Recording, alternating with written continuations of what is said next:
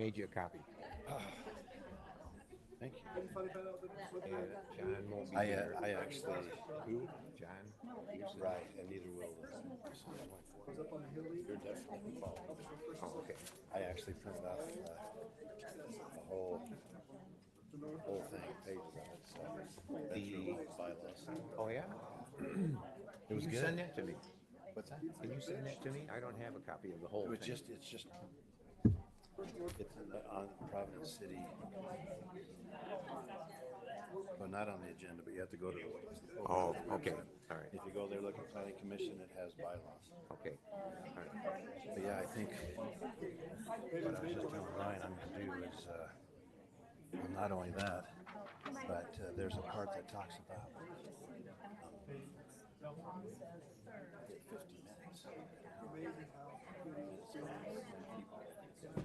Follow just the order there, so we get to 10 minutes. If you're short, I'll let more than 10. Yeah. We'll go 50 minutes. And that's because we have a time limit here. Yeah, well, that's what the bylaws say. So I just Yeah. bylaws. If everybody's against, I know there's some people for. Want to at least let somebody Yeah. probably do that. Anybody here in favor that would like to anyway, so. Yeah, I got No, there should be all these. These are the people sent in. There was some that just got sent out and I only read part of it. Oh, Yep. I got 12 again. let's keep it zoomed in a little so it's easier to read. Here, most people are. Okay. Anyway. So yeah, there's only gonna be 4 of us here. I hope they come. Okay. Gotta have at least 3 to have fun, right? That's what the bylaws say.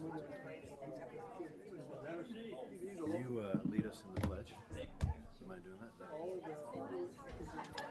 I mean, no, I don't mind that. Yes, I will. You're willing to do that?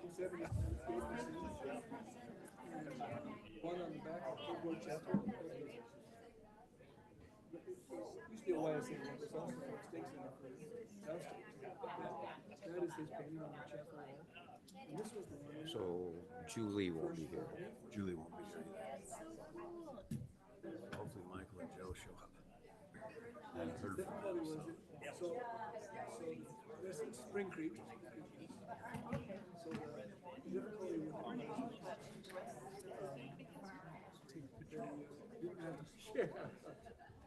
I'm smiling about it. Good.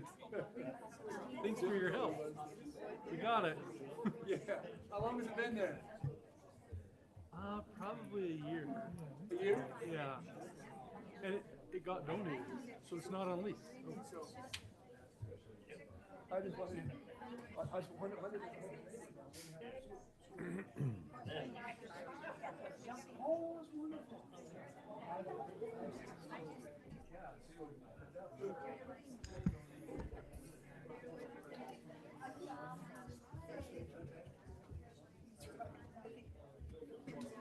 Far though, I don't see any signs or anything, so No, I was surprised. I'm not gonna say anything unless it becomes an issue. Yeah. I heard that there were going to be some. I wouldn't have been surprised, but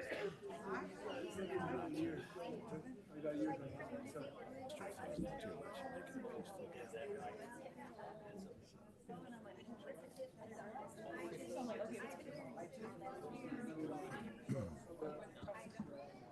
There's Joe.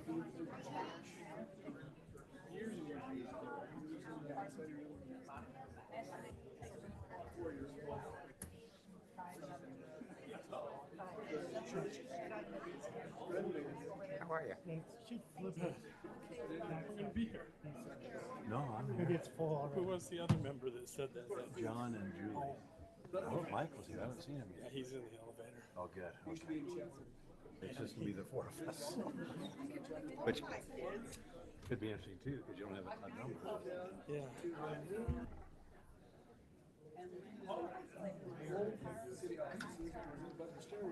Coming to still a seat closer to you. You don't mind. That's great. City officials.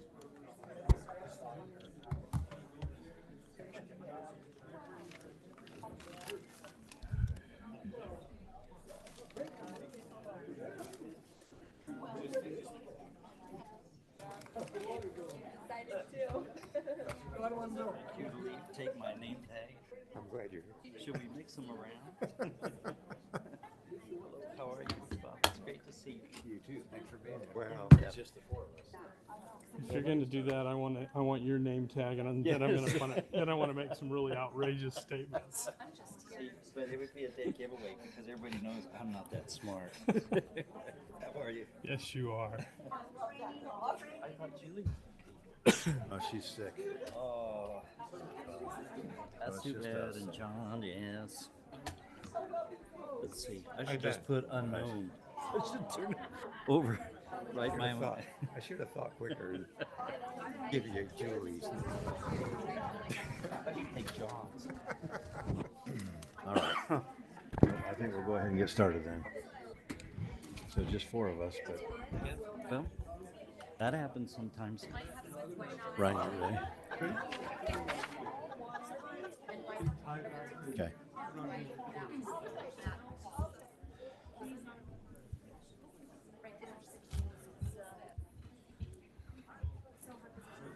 What's new with you? Thank you. Not a whole lot. Good. Doing good. Good. Any damage here? No. I had a big I was one out come 2 down. weeks for pneumonia, but Okay. great. Welcome. Thanks for being here this evening. We're going to get started. And first, let me introduce the Planning Commission. I'm Bob Hinkie. I'm the chair. We have Bob Perry to your left, my right, Michael Fortune, and Joe Chambers. We have two others that are on the commission. One is sick and the other one's out of town. So you just get four of us today. John is not online, right? John Peterson had talked about trying to get online. Okay. Okay, we are going to start with the Pledge of Allegiance, and I've asked Bob Perry to help us with that. Please stand.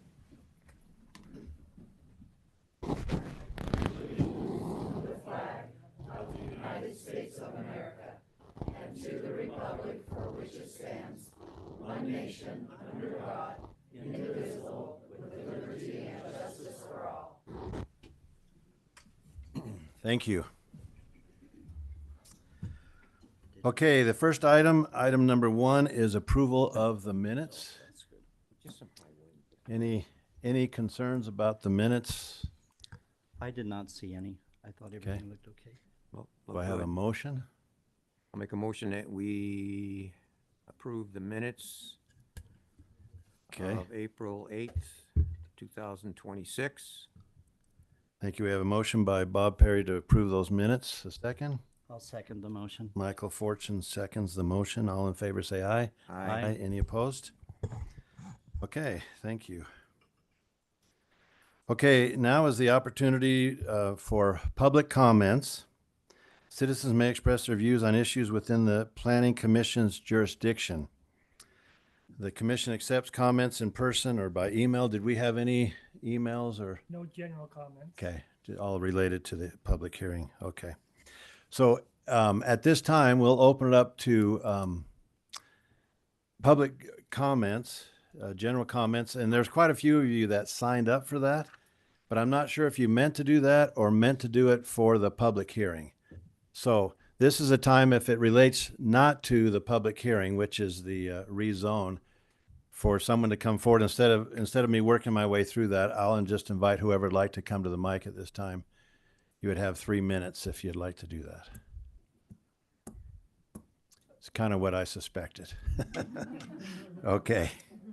Then I'm going to close the public comments portion of the meeting. And we're going to go into the public hearing. Yes. That's concerning the rezoning. We're going to get to that right now. Yep. There's 2 more chairs right there. You're welcome to use if you'd like. Oh, his microphone's off, I guess. Okay, so we're going to go to the public hearing now, and I've asked Scarlett Bankhead from the city if she would come forward first to share what we're talking about tonight so that we can focus on the rezoning and what we're about today. So our commission, our responsibility in the considering rezoning is to make a recommendation to the city council. They're the ones who make the final decision. What we do is just make a recommendation. And I'll probably have a couple other comments first to help us kind of focus in. We want to hear from you. And the public hearing based on the bylaws for the Planning Commission is 50 minutes. Generally, it's 5 minutes a person for 10 people, and it goes in the order on here. So if when you do make a comment, if you make it shorter, or if you don't repeat what somebody else has already said, or a lot of that, we don't need to keep hearing over and over the same thing, then maybe more people would have a chance to share their thoughts. Or you can ditto what somebody else has said or whatever. But anyway, so we'll go to Scarlett, if you would come forward, please.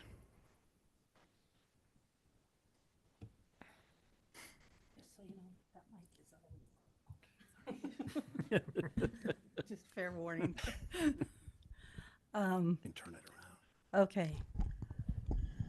We are considering a rezone of the property located at 96 North Main. They're asking, it's currently zoned R112, which is residential, 1 unit per lot, with a minimum lot size of 12,000 square feet. They are asking for a mixed-use zone, which allows residential and a variety of business types. Could be office, could be retail, things like that.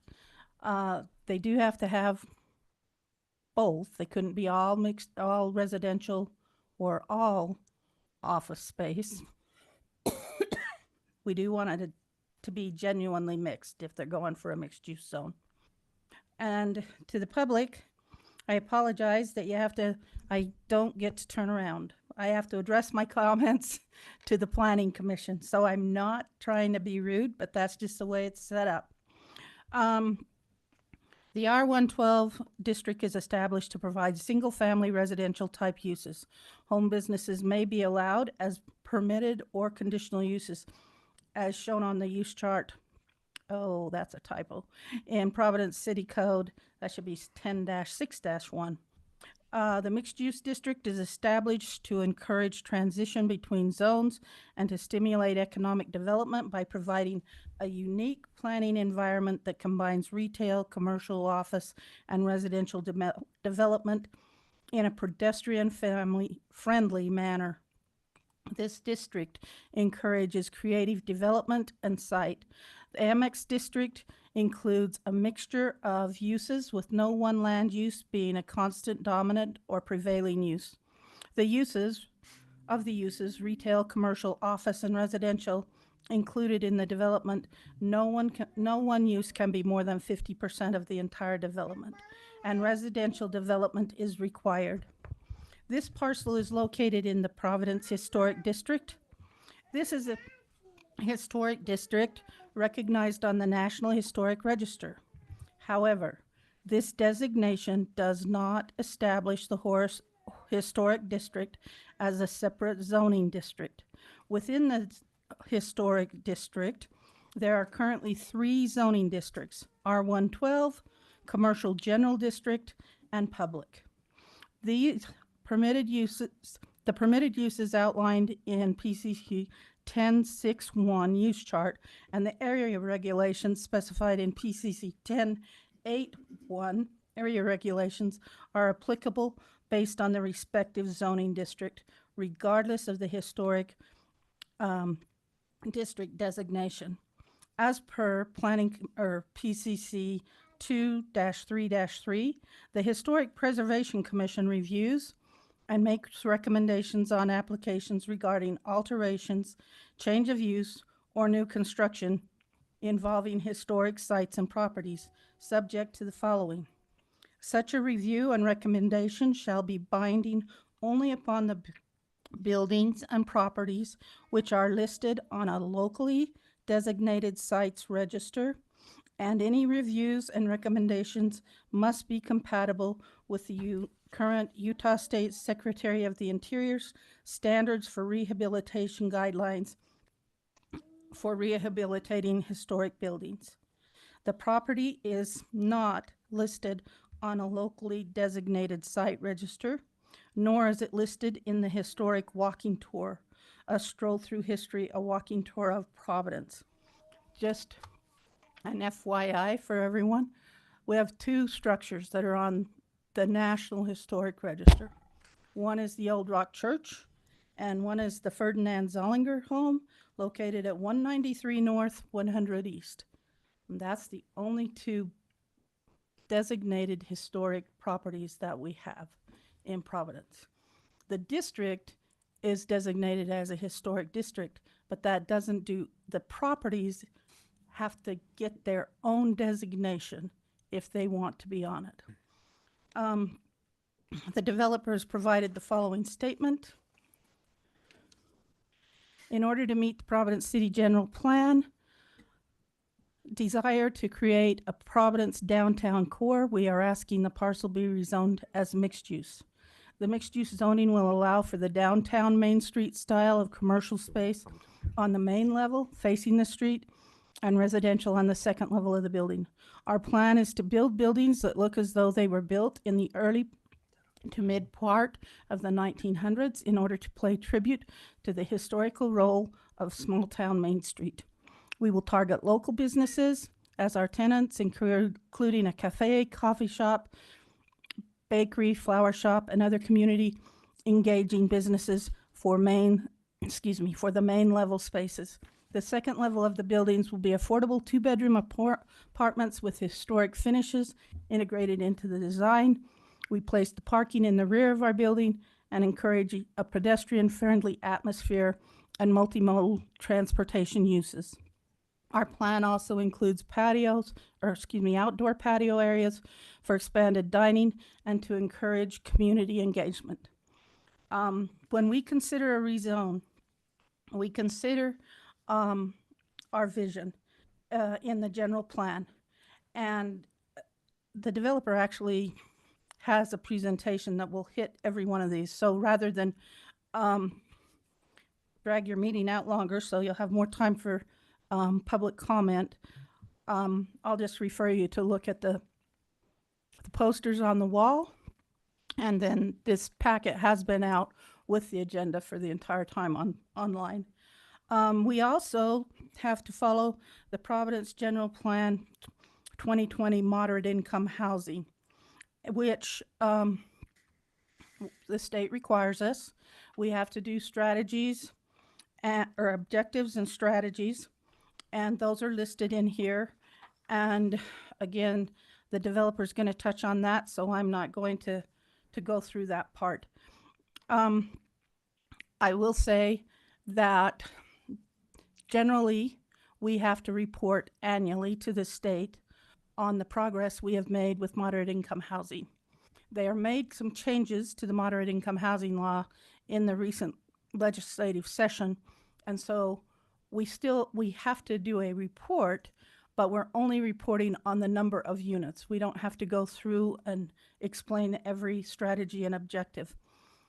Whether that comes back in 2027 or not is yet to be determined, but so it's still important that we continue to that we don't just put moderate income housing on the back shelf. Just because we don't have to make that annual report this year doesn't mean that we don't have to still follow the overall concept of the law. We also look at Utah Code 102501, says only a legislative body as authorized to weigh policy considerations may enact a land use regulation. Our legislative body is the City Council. The City Council may divide the territory over which it has jurisdiction into zoning districts of a number shape, and area that it considers appropriate to carry out the purposes of Utah Code Title 10, Chapter 9A, which is the land use, or not Chapter 9A anymore. It's 20, and it's the land use code. The Planning Commission shall review and make a recommendation to the legislative body for amendments to the existing land use regulations.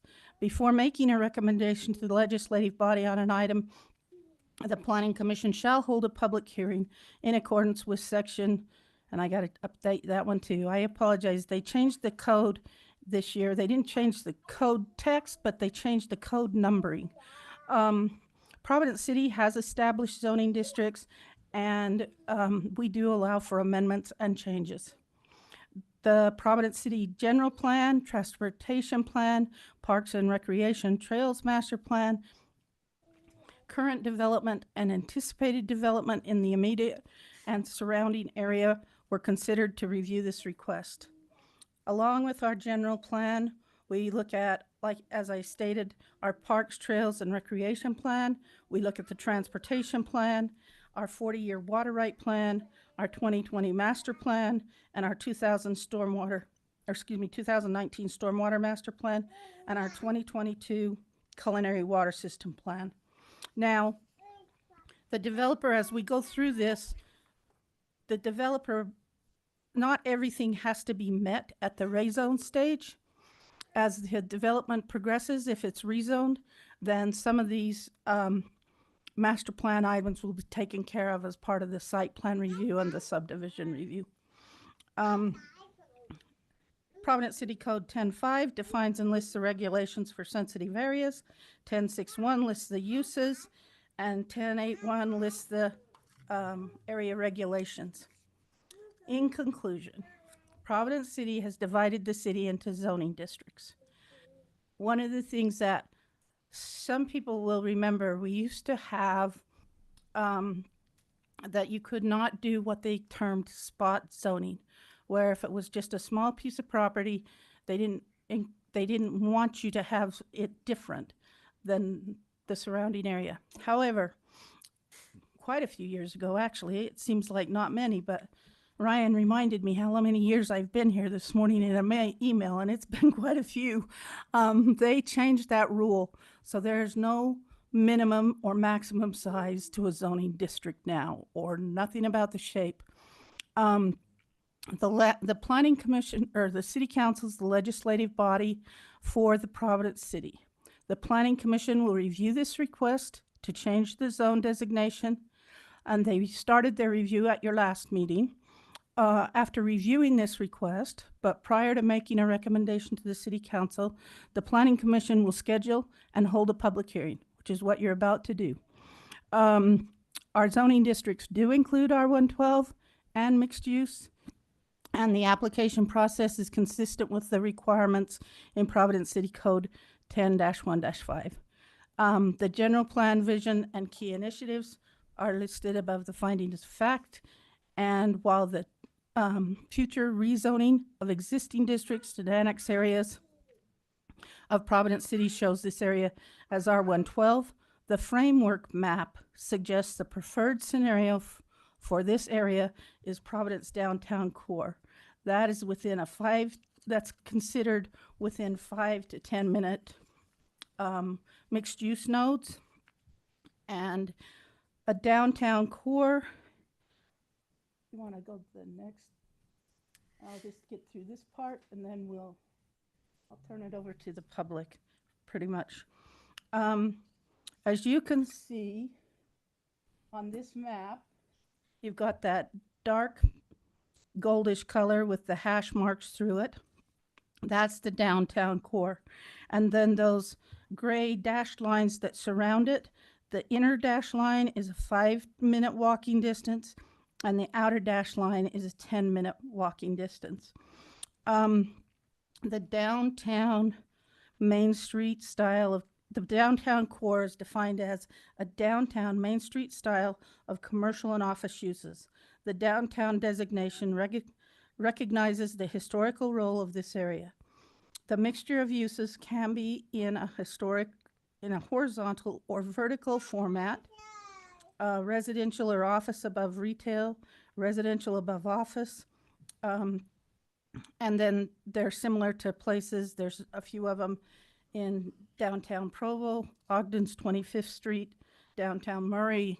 And actually, for those of you that remember Logan, actually, downtown Logan had mixed use for a while when they had businesses on the bottom and living space, apartments or tenant space on the top of those buildings. Again, the conclusions, they will, as they go through, continue to go through steps, they will meet the requirements of state and city code. One of our conditions is that even if we approve it, it can't be construed to allow any laws to be violated. So whatever this rezone ends up to do, they will have to meet the applicable laws and ordinances that go along with it. The other condition is that the city council will make the final decision, and you're going to hold the public hearing and then make a recommendation. Now, you don't have to make your recommendation tonight. You can listen to the public, and you can listen to whoever you want to listen to, and then you can either do more time to do your more homework, and so you can continue it, or you can make a recommendation. One thing I want to make clear is if the Planning Commission makes a recommendation, the city council is not bound by that recommendation. It's a recommendation. So the city council can modify that recommendation, they can approve it as you recommend it, or they could deny it. So this is not the end-all meeting. This is just a step in the homework meeting. So, you have any questions? Okay. I think that's great. Okay. Would you like to talk for another hour or so? No, I want to hear what they all have to say. All right, thank you. Okay, thank you, Scarlett, appreciate it. Okay, before we start the public hearing, and we've seen the presentation by Jody Robbins, the potential developer of this, and he'll have a chance after when we meet to discuss this more, to share any other thoughts. But unless there's something right now you want to say, we'll proceed. I have an updated presentation that I would love to, if it's okay with Can you do it fairly quickly? you, to do it in under 10 minutes. Okay, let's do that. Everybody okay with that? What's the limit on the public? Because this is the public hearing. Well, we not haven't, the- I haven't started the clock on that yet, but Well, you what is it? wanna- I'm asking. Are they Was limited it to 3 50 minutes? to 5 minutes. 5 minutes, 5 10 minutes? Well, people. then I think the developer ought to be limited to 5 minutes. Okay, It's just, I mean, that's, I- well, that's what I'm I would thinking of. concur with you, but I'm trying to protect as much time for the public and not let it be dominated by 10 minutes to one person. But I'm okay with 10. Are you? Let's give them 10. We're going to do that. I object, but that's up to you. Okay. You're in charge of the meeting. 10 minutes. I'm starting my watch. Which one of the three that you sent is The one I sent today is, PowerPoint, they're all the PDF. same one, just Okay. 3 different formats. Okay, go. 1 sec. Stop. Get the presentation up. Okay, that's fair.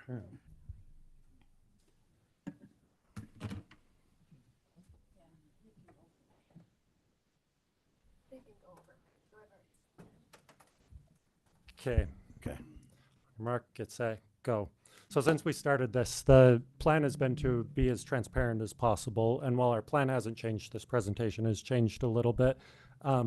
We posted a sign with a link to our website. Anybody can go to that website to find information about the project. We've had a ton of positive feedback from the community. We've even had local business owners reach out to us with businesses that match what we're trying to have in the development.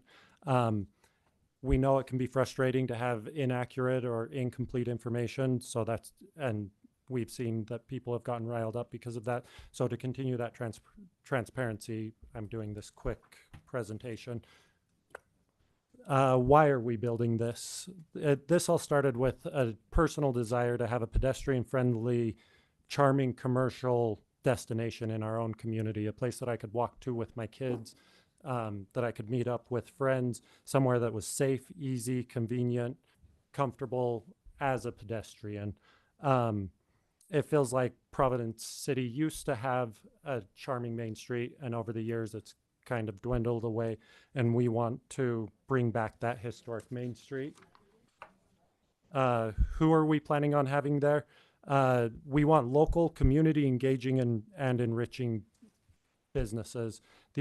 What we mean by that is cafe, bakery, floral, boutique, ice cream, soda, candy shop. The space will include 6 flexible business spaces, so it could be less than that if people take bigger spaces. It has 2 curated outdoor dining areas, 6 second-level boutique apartments that are 2-bed, 2-bath.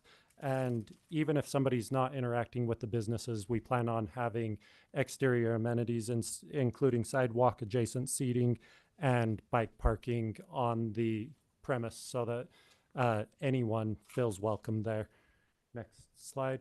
What are we trying to build? Our goal is to make people unfamiliar with the property's history, assume that the building was built at the same time as the Old Rock Church. The way we're going to do that is incorporate historic designs from around the area into the buildings.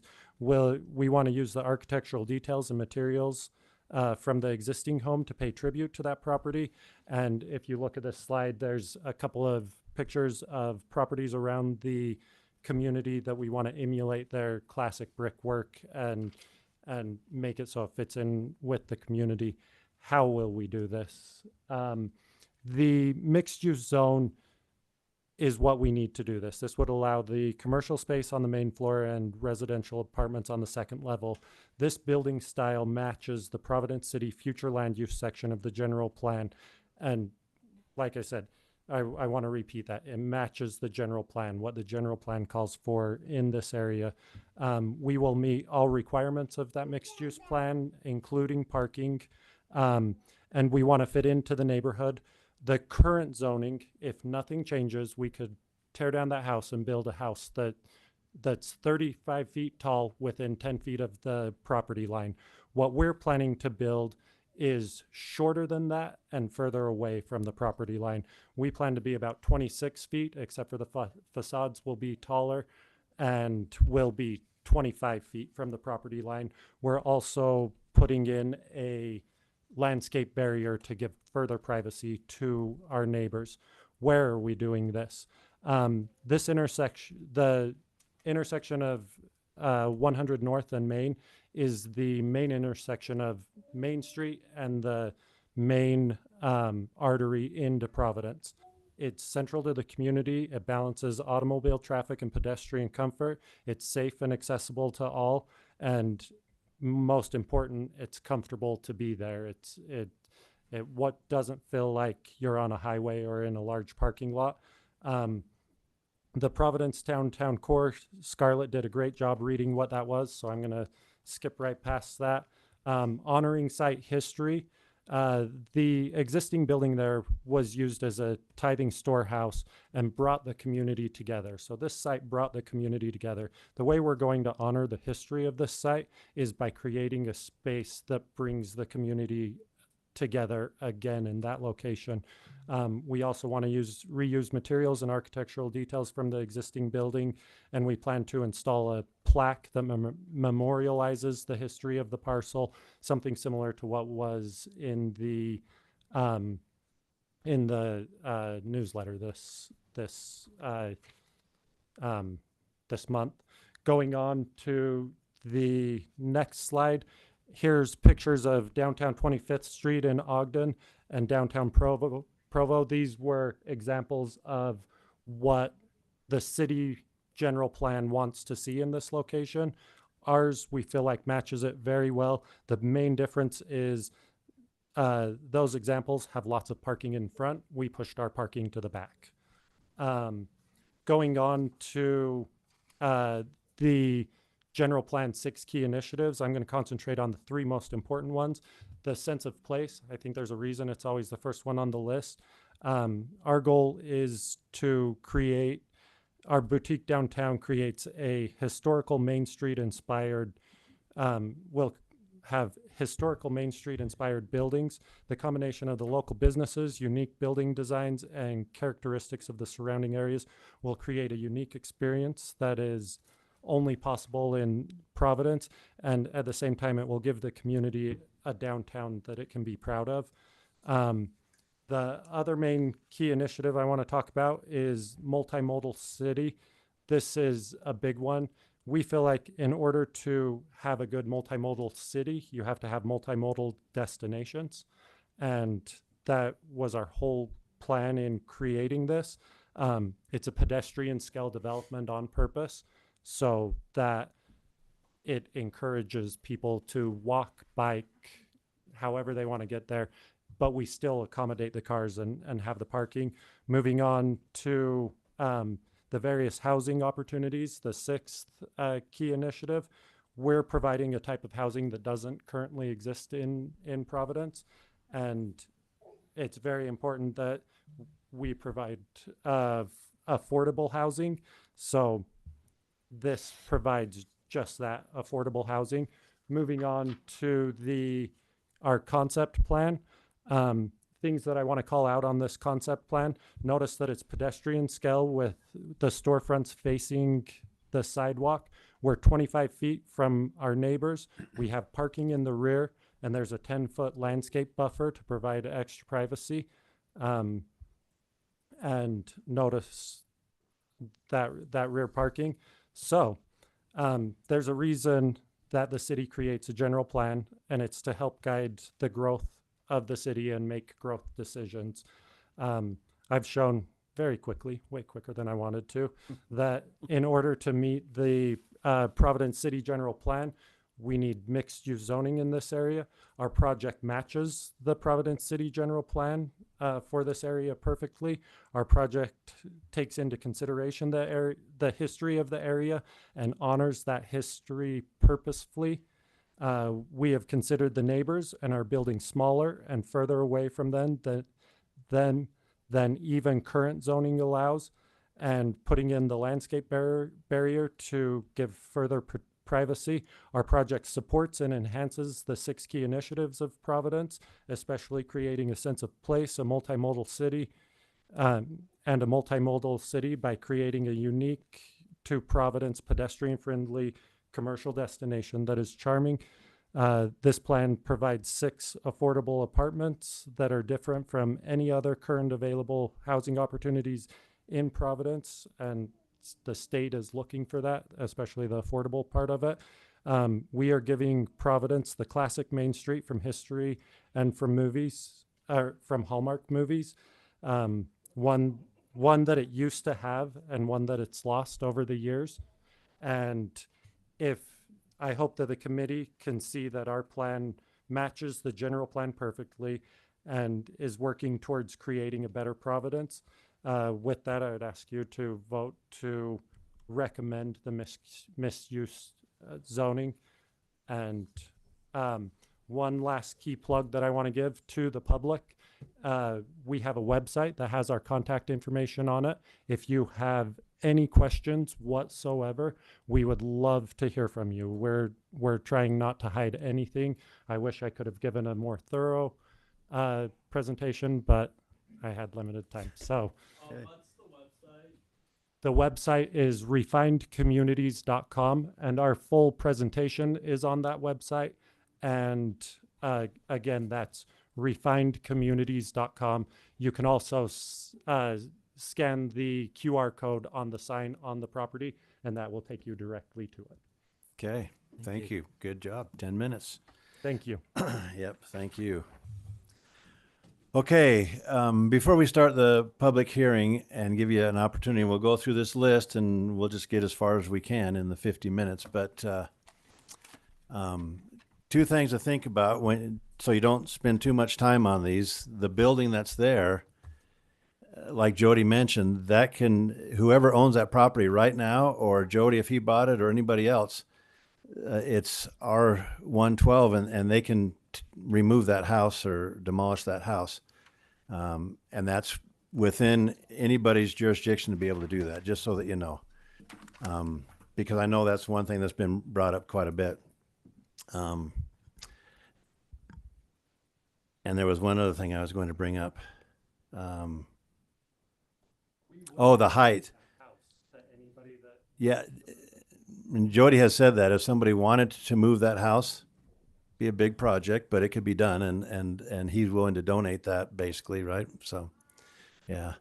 And the other thing is the height of the buildings. Some people, we've received letters, and we've read the letters that we've gotten, and so I know that's another item that's been brought up, but somebody can build a 2-story house there. That's within the code currently, and so those are things you may not want to spend a lot of time on. Just saying. So, okay, we're going to start then. And like I said, 5 minutes each, and if you go less, we'll get more people an opportunity. But Karen Brooks, please.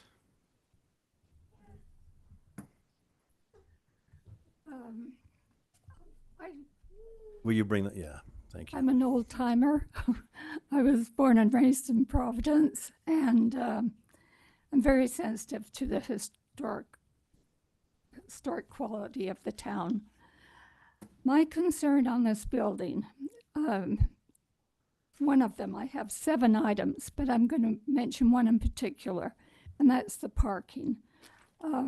When we were addressed, I'm on the Historic Council, and when we were addressed about this, we were told there would be 15 parking spaces. Okay, let's look at this.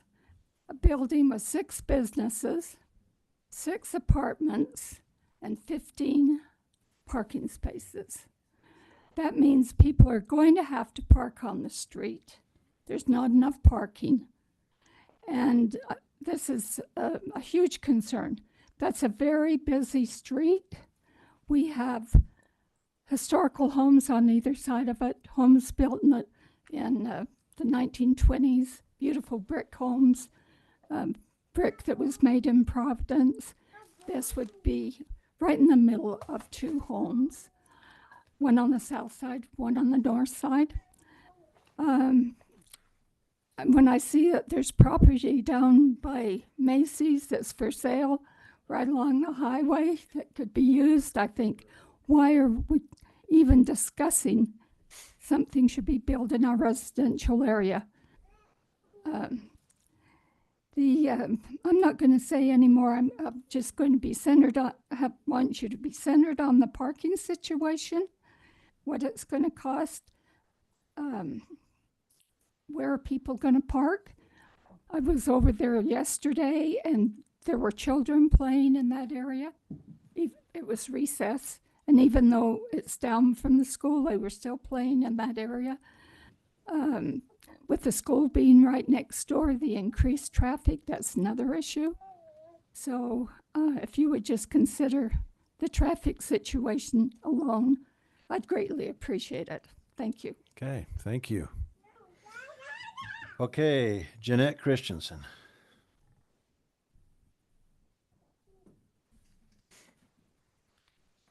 Well, I'm Jeanette Christensen. I live here in Providence.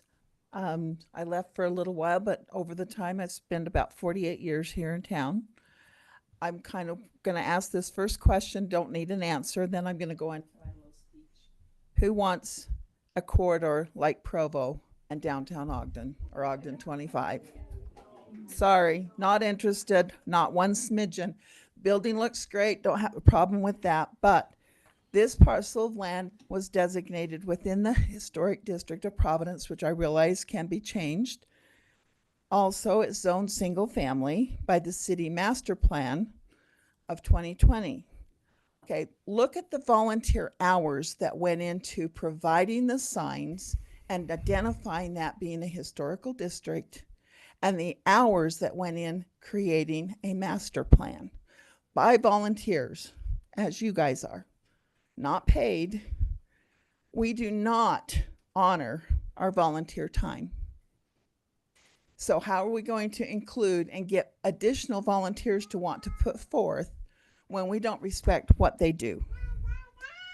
as we talked about, the rezoning will increase the traffic. I watch children walk from that to that school and home from that school, which we will have even more walkers as they had changed Spring Creek from a middle school to an elementary school. As cars pull out of the back behind, how many are going to watch for our children? It's a real paradigm shift to say, let's have this a walking community. All of us would love that. But if you've lived here long enough, you know the walkers are early morning, not during the hot heat of the day, and that can be a problem. 15 parking spaces for 6 units is not even enough for the units themselves. As an apartment owner and renter with 2-bedroom units, we often have a couple and then a teenager who will have a car. That's 3. So take 3 times 6. You've got to have 18 parking spaces just to take care of the apartments. Once the property is rezoned to include commercial unit, it must allow any commercial entity allowed within Providence city limits. Well, cafe and a bakery and all of that is fine. Wait until they have the 5th graders stop in after school. Macy's has already banned them from coming into their store. So any commercial entity is allowed, that Providence City allows. And you can't say, oh, I'm sorry, you can't have that there. If it's allowed within the city limits, it is allowed. Once it's rezoned, it sets a precedence for future rezoning of single-family residential properties. I live on such a property. It's almost 3/4 of an acre. Yeah, it could be subdivided. Is that what we want? Is having so many homes on top of each other? The possible rezone to mixed use apartments have been mentioned, of having a lower rent than others in the area. It's impossible to maintain without rent controls being put in place. They build the building, they open it up, they have lower rent, they sell the building. Who's to prevent the next guy from raising the rent? So there is financial help available for lower income families to be able to get into places and rent. I've called numerous apartment complexes around the area. I can get into every single one of them within the month. We do not have an issue with not being able to find rental places. So multiple dwellings next to a school itself can be problematic. I have another bunch of questions after this, but what I'm going to do is pass this out to you guys, and you guys can email me your answers to my questions. What if we don't know how to email? My email's on the bottom. You will have it.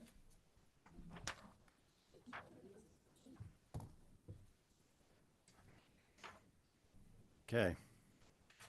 And I conclude my presentation so others can have their turn. All right. Thank you. Robert, would you like me to? There's no clapping. Thank you. There's no clapping. Please remember that. Decorum. Thank you.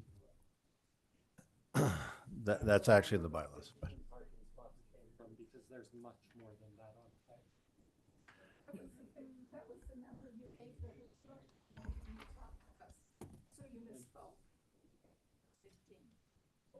There's 26 parking spots on site with. Please visit our. Okay. Okay. We'll continue. Appreciate that. I just glanced at some of your questions, and most of those would be answered by the city. So I'll give the paper to them, and it's not a. I'll be at city council as well. Okay. Well, it's those aren't really questions for us to answer, I don't think. But okay. All right. We're on to Patricia Perry. Well, I need you to come to the mic because we need to record you.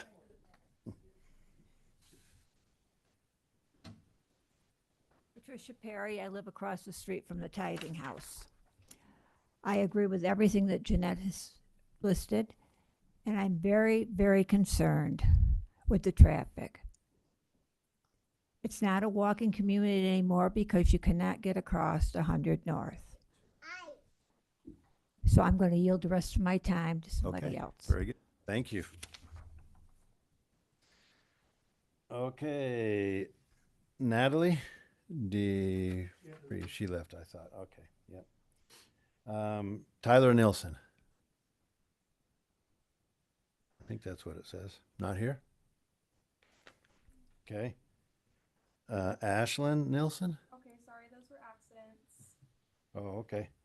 Oh, no, That was actually, my you know what? bad. Your name's on there, but you didn't check it, so I should have noticed that. Okay, sorry. Oh, okay. Wendy Lisenby didn't check that she wanted to speak either, so I assume no. So we'll go to Sue Rasmussen. Sorry about that. Nope, okay. All right. Brent Rasmussen? No? And Janice?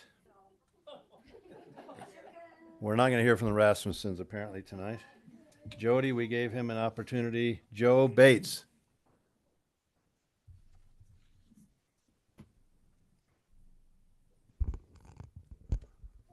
Joe Bates, live across from the Old Rock Church.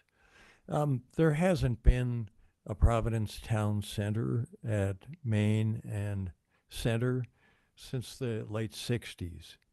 The church sold the building to a number of people, all of whom had failed to make a going business out of it, one owing millions of dollars to the banks. The Calls now own it out of love for the building.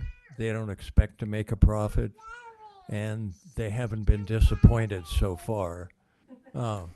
So the across the street in the old printing building, half of it falling down, requiring hundreds of thousands of dollars of renovations just to bring it up to code. The other end of it is a junk resale shop. When Steve Burris ran Burris Automotive, it was a nice place. Unfortunately, he sold it to Ted out on the highway, and now it looks like Ted's place. And the one remaining building on the opposite corner that's been for sale for years, no one wants it. They can't fill it with tenants. It's not a walking community. The fact that the city council somehow decided that they wanted to take a historic community, historic downtown Providence, and turn it over to developers to turn it into anything they felt like it is an abomination. This building looks more like a series of Disney trinket shops than anything else. We don't want to look like Ogden. We don't want to look like Provo. There were a series of failed restaurants at the Immaculate Building. If you remember Callaway's, wonderful restaurant in Smithfield that put a restaurant there and failed. Before that, it was a burger place that failed. It's not the right place. It belongs down west where Macy's is. That's where you want to build a pedestrian searching center. This building is too tall. He's generously made it 2 feet shorter than the maximum. It has no real parking. He thinks he has 20 spaces. Maybe if you stacked smart cars in there, you could do it. The requirement is for at least 39 spaces. One for each 250 square feet of commercial. That's 5 apiece at least. That's 30. And 1.5 for each apartment, which is ridiculous because there'll be at least 2 cars. So that's 9 more. That's 39 spaces. No matter how you count them, even if the developer's generous counting those half spaces as spaces, you're still 15 or 20 or more spaces short. That'll be on the street. These restaurants will never get a liquor license because they're too close to the school. So what kind of a restaurant are you going to have? A pizza parlor? We have plenty. I don't know what else you have. They can't keep restaurants and businesses down by the theater or around Macy's. Black Bear Diner went out of business.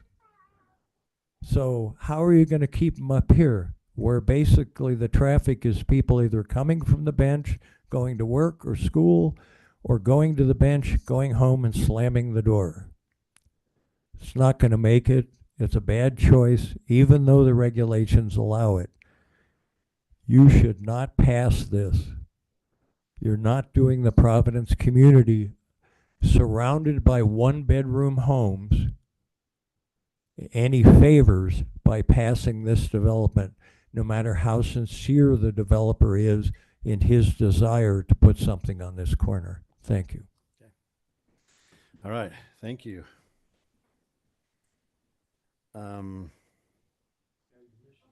Roxanne Bates? No. Okay. My name is Roxine Bates. I'm a long-term Providence local, if you will. I did move away, lived in LA for a number of years, lived in other large cities, and I do not want a large city aspect in my bedroom community. Providence really is a bedroom community. The outlying areas are more, able to accommodate this kind of situation. So I feel that it's the wrong place. Change is good, but we want to make sure we keep our sense of place and our green infrastructure. That's possible. Even the city office moved out of the central downtown area so they could grow and expand, right? They're not there anymore, they're here, which would be a better place for this particular adventure. There's a lot more community activity capable down there, and a lot of walking can be created. This area he's talking about, no matter what beautiful situation it might be, is a sensitive area. You got to understand there's a lot of little kids that run around and they're not paying a lot of attention. And of course, we know when people drive, they're just going home or they're going to work and they're just zooming on by. You have to be very careful with this. This is not the right place for that type of development. Thanks. Okay, thank you. Okay, Jean Brill.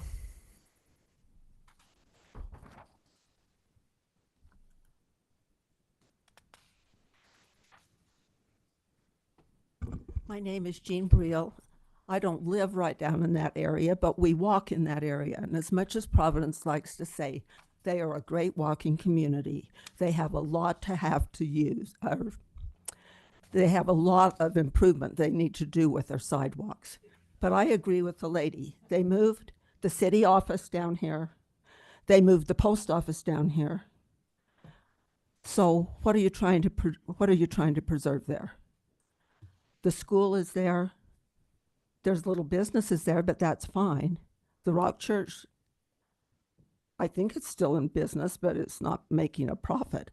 But we are there again. We are single family homes. And I, for one, am not really happy with how the city actually follows their own rules. Because where I live, they've allowed a lot of things that should not be there. And it kind of depends on who you are as whether you get what you want in this town. So I would really just suggest put it down there. A lot more people can walk down there and leave us the way we are. Thank you. Thank you. Don Brill.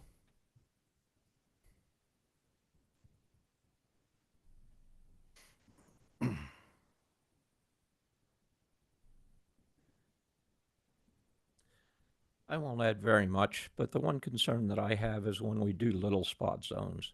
All the people that live in that area and in many areas in the city have moved into what was zoned a single family dwelling or whatever it may be. But when you come in, we've been in one place for 50 years now, and we love it. But when you come in and you start doing spot zoning of one lot, and you put a business in the middle of the single family zones, and that can happen anywhere, not just in that area. I think we've lost all consideration for the longtime citizens that have lived in this city and are the heart of the city and would like to keep it that way. Change is going to happen, but we've got plenty of place for change. It doesn't have to be in the middle of the existing single family dwellings. And beyond that, let's go for it. But let's put it where the businesses can actually have a business. And my wife already said it's not a walking area, and it's going to take a lot of dollars before that downtown is ever a walking area. Sidewalks aren't there, or they're broken up. We like to go out and walk, and we can only do that a small part of the year. You can't have businesses dependent on walk-in in the middle of winter when the sidewalks don't get shoveled and where you can't park on the side of the street. And you can't do it in the summer when we're up 90 and 100 degrees in the middle of the day when the businesses are open. But anyway, just some thoughts. Think about the people that have been here for a long time. Okay, thank you. Rob Dickey. No. Brenda Dickey.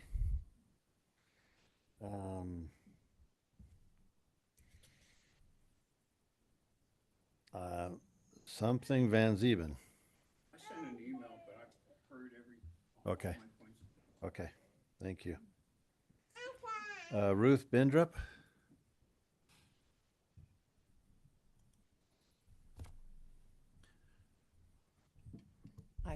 Thank you for this opportunity. I was born and raised in Cache Valley along with my husband. And I appreciate all the comments that have been said so far.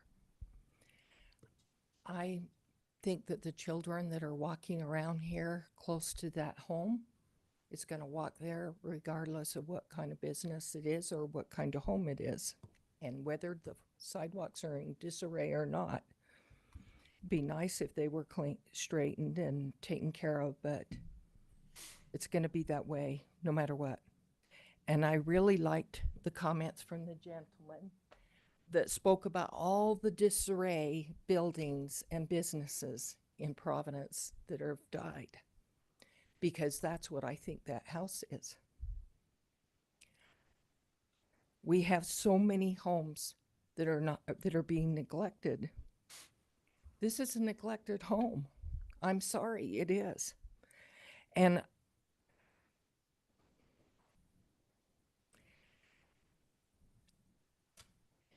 I would like to see that it be reimagined into something with the spirit of Providence and what we are known for. This is needed. This home has not been taken care of and has gotten to a place that the cost of repairs will be enormous. Instead of watching this aged home continue to be neglected, we can bring it alive with the community. I live in a home built by Jody Robbins, and he far exceeded anything that I imagined and gave me the quality that I have only dreamed about at a price that was reasonable. I request that you forward a positive outcome for approval of the rezoning of the property through the city council. We need to have Providence look nice and not continue to watch a home that is either rented or just disarrayed and ignored until it falls apart. We have places that are falling apart. I saw it when I came up the road where I live. There's a cabin almost completely down. It's been sold now and it's going to be reimagined into something else, thank goodness. So I would like to have this reimagined. Okay, thank you. All right, Rand Burris, maybe? I'm sorry, I can't read the writing. Something like that, anybody? Somebody sign in after Ruth? Okay. Gordon Allred. Okay. Alan Cutler or Cutter?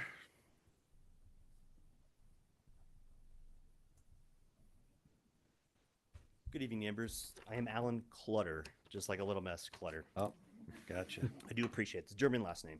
I want to start by saying that I am a very big proponent of mixed-use development and higher density housing. I believe that I believe that this is the only way we can actually preserve some of our open spaces and green spaces that are necessary for our mental and physical health, as well as our wildlife and clean air and clean water. However, I could not be more opposed to this proposed rezoning and development in Providence. It is wasteful, short-sighted, and there is a better way. Only 1 block south, literally 1 block south, Main and Center. There is not one, but two commercial properties that would be far easier to rezone, which they already are zoned for mixed use. Plus, they have been for sale for years. They struggle to keep renters. They're in desperate need of upgrade. And why can't we start with those two to revitalize a downtown Providence before we tear down a historic and much used rental space like this one? No matter how we make it look historic, it'll always be unnecessary destruction and waste of resources. The other 2 properties have already had parking dedicated to them. I know, because I live next to one of them. They are just as walkable as this property and would be wiser to use with our resources. Just because someone has money, and to quote, has always wanted to do this on their website, that doesn't mean that they should do this. Please note, this is not a case of NIMBYism, not in my backyard. If my proposal of revitalizing these 2 properties were pursued, it would be closer to my backyard.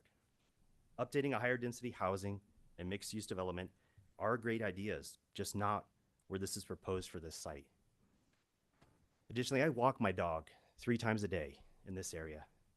While I see many faces in our neighborhood behind us stop and wave me through, even though there isn't a stop sign there, it is a very dangerous intersection.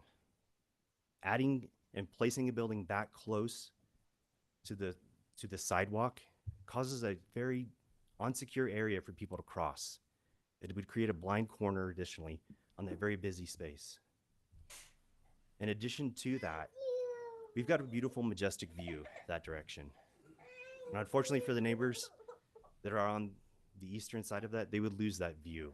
Even though the opportunity is to have a certain height, the historical prevalence that has been there since that building was built has stayed there that whole time. That view is part of their home. It's part of their housing. Additionally, those 2 businesses that have been on Main and Center haven't been able to hold anything. I watch people leave day in, day out, move in, move out. I look at 2 pieces of property that have overgrown trees, that have a necessity and a need for a beautiful place that already has the height, that already has the older trees that are there. It would be much wiser, much more economic, much more historical relevancy to put those properties into use. As a city that is very prideful on its history, there's one thing in the world you can't get back, and that's time. Historical relevancy isn't something you can just recreate like a Disney facade. Historical relevancy is something that is traditionally sought out when people move to an area. Same with walking spaces, safe crossing areas, reasonable neighbors that would drive a reasonable speed limit coming down from a hill.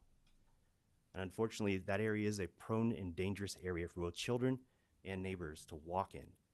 Adding this building would create an unsafe spot to continue a possible infraction within a car and a person. I yield my time to the next speaker, and thank you guys for your time. Thank you. Michelle Klaus? Okay. Barbara Hoffman? Okay. Craig Frank?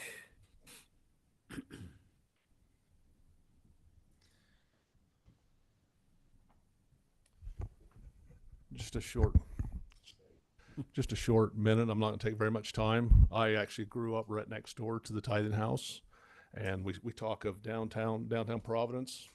Downtown Providence is just like it is. It's just got old. We didn't have facades. We didn't have anything. There's been a barber shop, Watkins Printing, the city office, the mail. I mean, the old tire store. We have not had anything like the Hallmark storefronts ever in downtown Providence. I've been there 60 years, so I realize, 64, let's say, I realize what was there. I've run those streets my entire life. There is a huge danger on that intersection, which we've talked about, because it is high speeds there. You know, yeah, we have signs, but who obeys speed limit signs? nobody. And the parking just east of that along the ballpark, it's on an angle parking. You have to cross the center line to get past a lot of those cars. Somebody brings their big 4-door truck, park it out in the road. So we're gonna condense more parking into that area. That's not good. I mean, the comment's been made to maybe replace the old Watkins Printing Building, put it over there. That'd be good, but I don't think it's a business district. I think the developer should look at maybe these legacy homes out on the Field Road, 3rd East. I mean, you go down to St. George, place like that, they build businesses. You enter these communities. They have nice walking sidewalks, asphalt paths. I mean, a development down there would draw a lot more of the kids and people to walk out to something like that than in the older part of town, historic, where we don't have a lot of walkers. I mean, if they're looking for people to walk, that's not the place to do it. Thanks. All right, thank you. We got about 20 minutes left. Taylor, I can't. Okay. All right. Thank you. Lacey Boschnet. Boschetto. Okay. And actually, I am a Rasmussen too. So I will speak for the Oh, there Rasmussens. we go. A Rasmussen representative. Okay. I'm 33 years. I've lived here. I did move to California for 12 years and came back, and rezoning kind of gives me the ick of what I've seen in California. Once something gets rezoned, then it continues on to the point you can't get your communities back. My concern is if this gets rezoned, what's the next step? What's the next house that's going to get rezoned, get demolished to continue this building? I've never been to the 25th Street in Ogden or downtown Provo and ever said, what's missing from this downtown area is houses right across the street. I've never seen, this is not a place for business. The statement about it being a Hallmark movie, Hallmark movies are fake. Providence City is real. So there's consequences, and I just think it's not the best fit for this area. Down here would be amazing. All the kids come down here after school. Ask Macy's, it's absolute chaos. They don't really appreciate it a lot. It's not the idealistic site for something like this. So, and I did a long email as well. You can read through that, but a lot of the comments have already been made. So, All right. thank you. Thank you.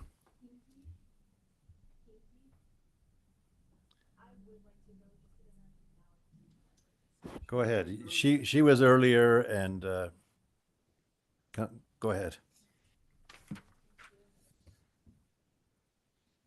All right, so my name is Natalie. I'm a resident of Providence, and I am an entrepreneur of 5 years. Now, I have reimagined my home, and I didn't need to involve the city to pay for it. So whether or not it's a old home, new home, whatever it is, I don't think that that really pertains here.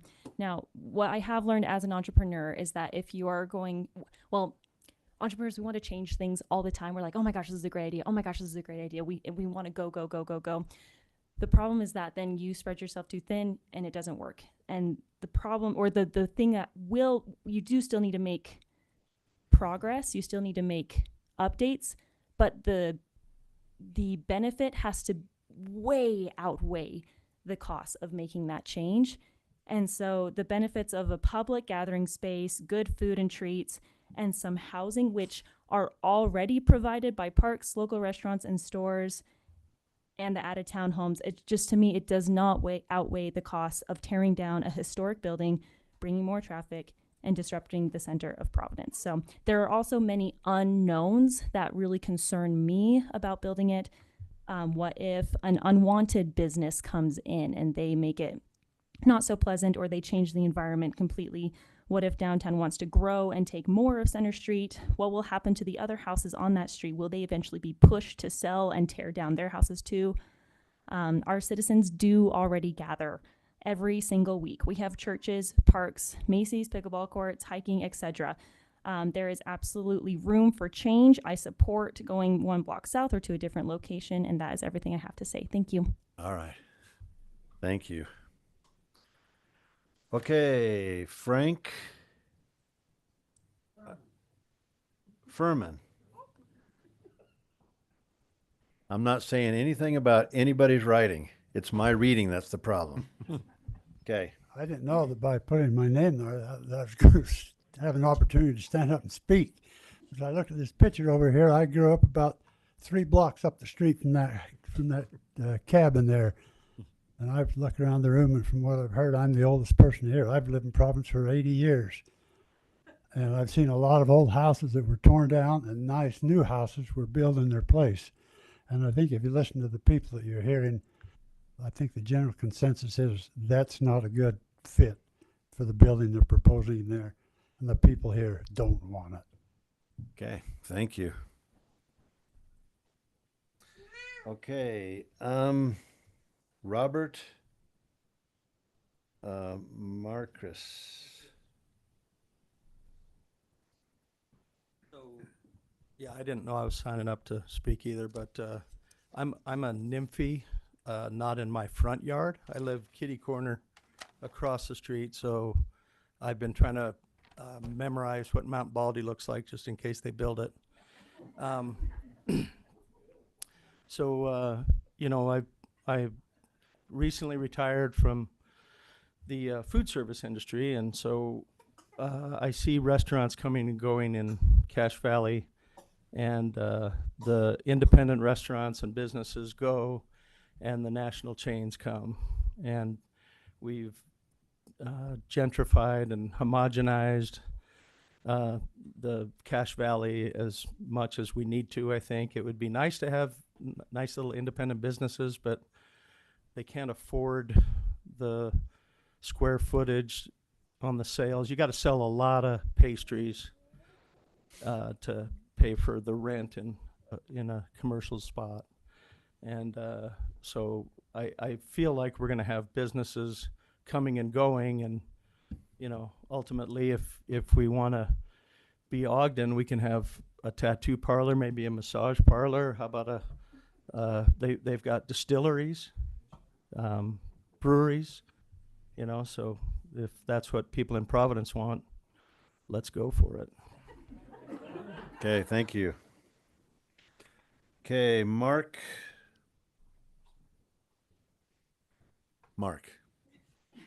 Here's Mark. Mark, what's your last name? Sorry. Frank. Frank, okay. Go ahead. So what is society now?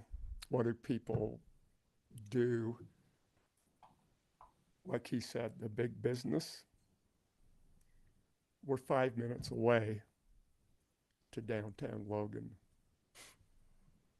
And is somebody going to go buy an $8 cup of coffee and a bagel and sit on First North and watch the cars go by? I don't think so.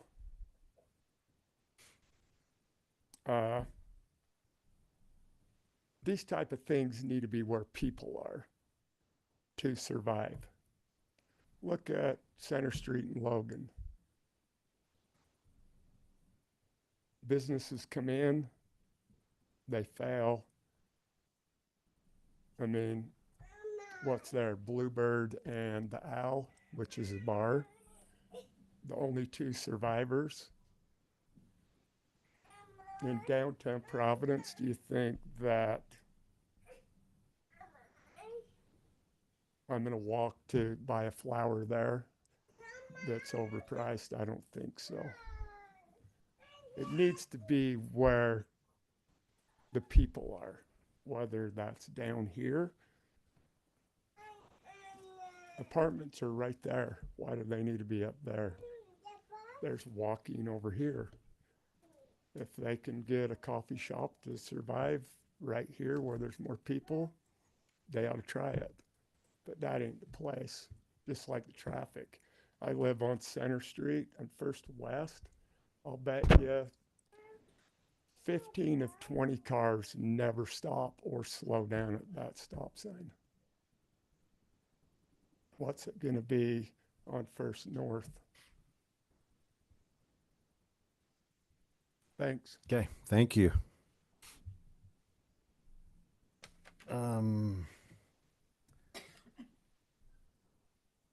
We are down to Susan Kendrick.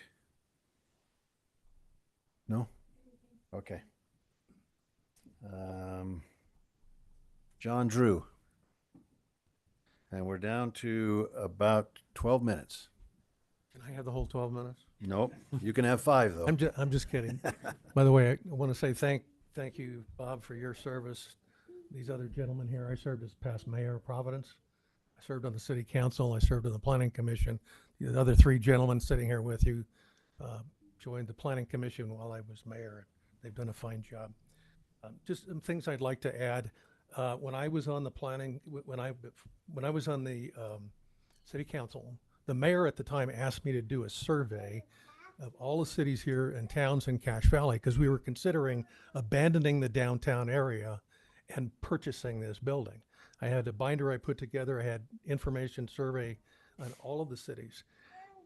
Ultimately, without going through all the details, Providence is the only city that abandoned its downtown historic district and moved their city offices near the edge of town. We're about 2 blocks from the edge of town right here. Someone mentioned Ralph Call. He's the owner of the Old Rock Church. He's a personal friend of mine. I spoke to him within the past week. They are making a profit at the Old Rock Church. He and his wife put their heart and soul into it, and they've turned it around. We live less than a block from the property in question that is being petitioned for a rezone. I walk all the time with a dog. This piece of property in question is choked with weeds all the time. It's not kept up. I think the property values would increase. Besides serving Providence City, I was co-chair of the Housing Crisis Task Force at the request of our county executive.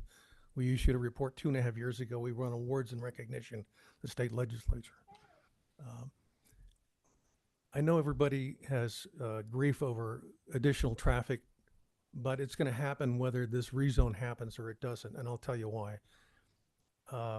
According to the U.S. Census Bureau, this is an article in 2023, there are 10 counties in the United States out of 3,200 that have the highest birth rate in the United States, 10. 2 of those counties are in the state of Utah. 1 is Cache County. Top 10 highest birth rates in the country. Come this next season, this next school season, we're going to have, I don't know how many people know, but Spring Creek Middle School is going to be an elementary school. Providence is going to have 2 elementary schools. And the superintendent of schools, Cache County School District, told me Millville Elementary, River Heights Elementary, the majority of the students in both of those schools are Providence kids. 3 years ago, we had a bond issue, $139 million, to build more classroom space for middle school and for elementary school. They do this every 6 years. It's on the ballot. Next time around, they're going to be building more space for high schools.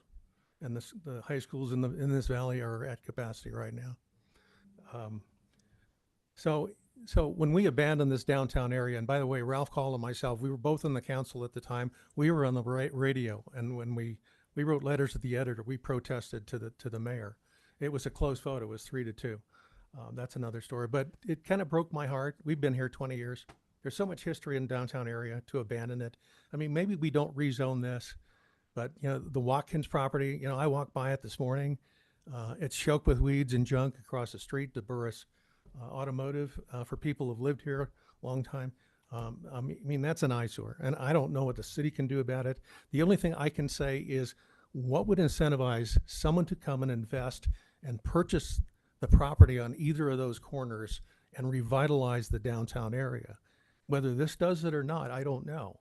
And I don't know if the Historic Preservation Commission has been consulted and weighed in on this, and perhaps this planning commission here should consider waiting to make a decision to get more input and more information on this to make a recommendation.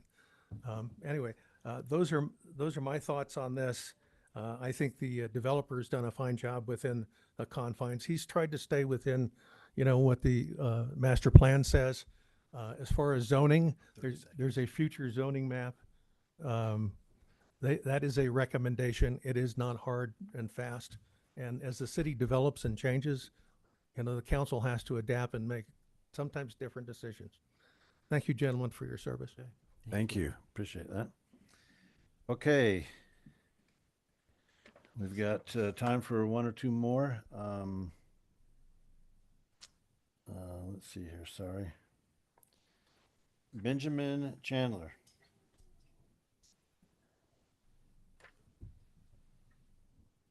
Okay, I'm gonna have to agree with the former councilman in that just spoke, and I would like to.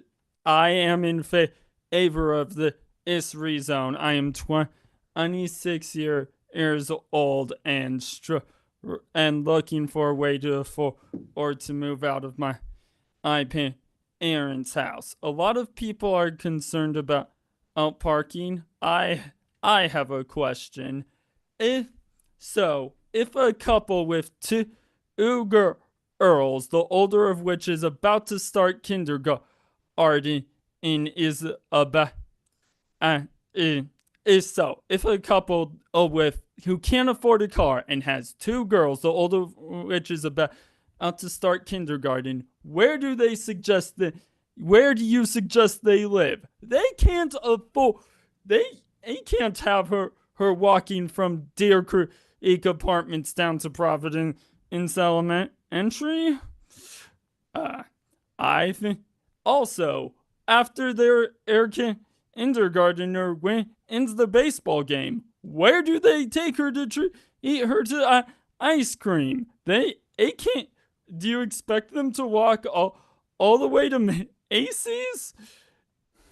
So, for those reasons, I favor this rezone. Okay, thank you. Roger Roundy? Okay, I'm not sure. Roundy, there's a Roundy here? Okay.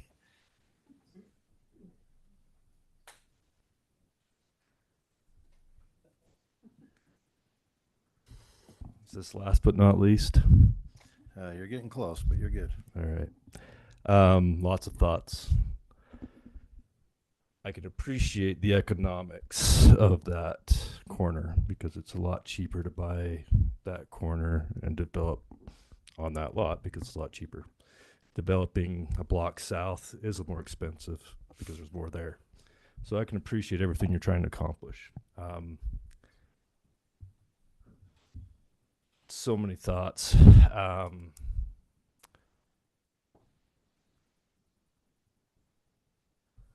I have a proposal that our family is willing to make for that piece of property, and it would be it wouldn't require a rezoning of that space.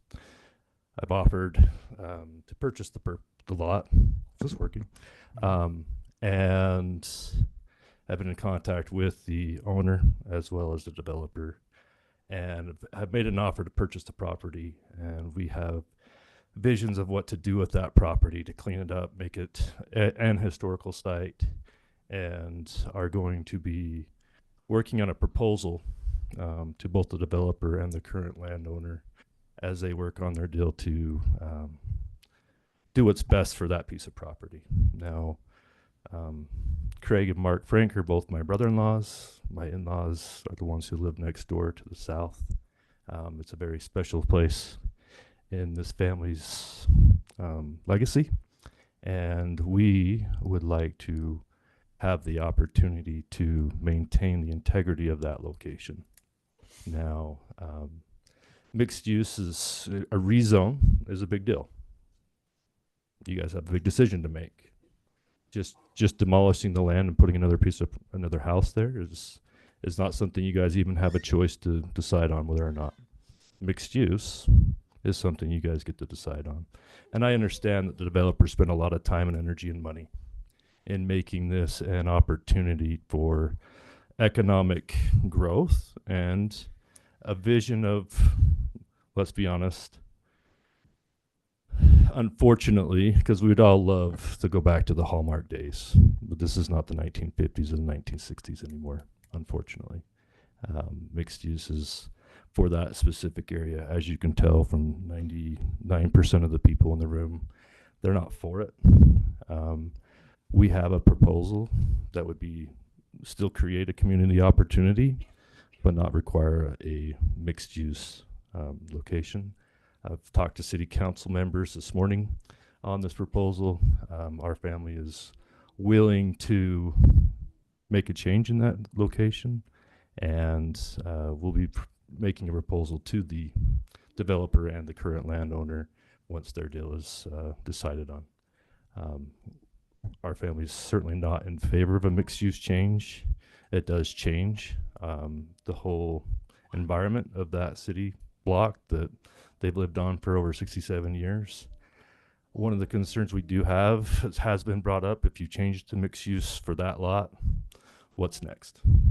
And if it is going to become a downtown center, are we going to continue to go downtown and go clear to the south? There are lots of houses already in between the two current commercial spots and where this location would be. There's three lots on our side of the street. There's 7 lots on the other side of the street. That would be in the way of connecting that piece of commercial property with the current commercial properties. It just doesn't seem to fit the overall sense and feel. And as you can tell from the community, we're just not in favor of it. Right. Now, is there a way to make it a nice area? Absolutely. And that's our take. So we appreciate the everything you're doing, Mr. Mayor. Thank you for your service, and you guys as well. Thank you. All right. Thank you. Okay. That's our 50 minutes. We got through most people. Appreciate the thoughts that you've shared with the Planning Commission. And at this time, I'm going to close the public hearing. I can just do that, right? Yeah. I'm going to close the public hearing. We've done the 50 minutes. So we'll continue through the agenda. You're welcome to stay. As we will now, item number 3 on the agenda is parcel 0209500031 rezone recommendation. The Planning Commission will review, discuss, and may make a recommendation to the City Council regarding the application to rezone parcel 0209500031 from R112 to mixed use. So, let's give them a minute. Because we don't know parcels. Looking them up on the county website is really hard to find out what the address is. It is approximately 96, if I remember right, 94? 96 North Main. 96 North Main. Yes. Correct. Yeah, that's what I'm talking about. Sorry. We're talking about the same thing. We're just now talking about what we just talked about, but now we're talking about it. So.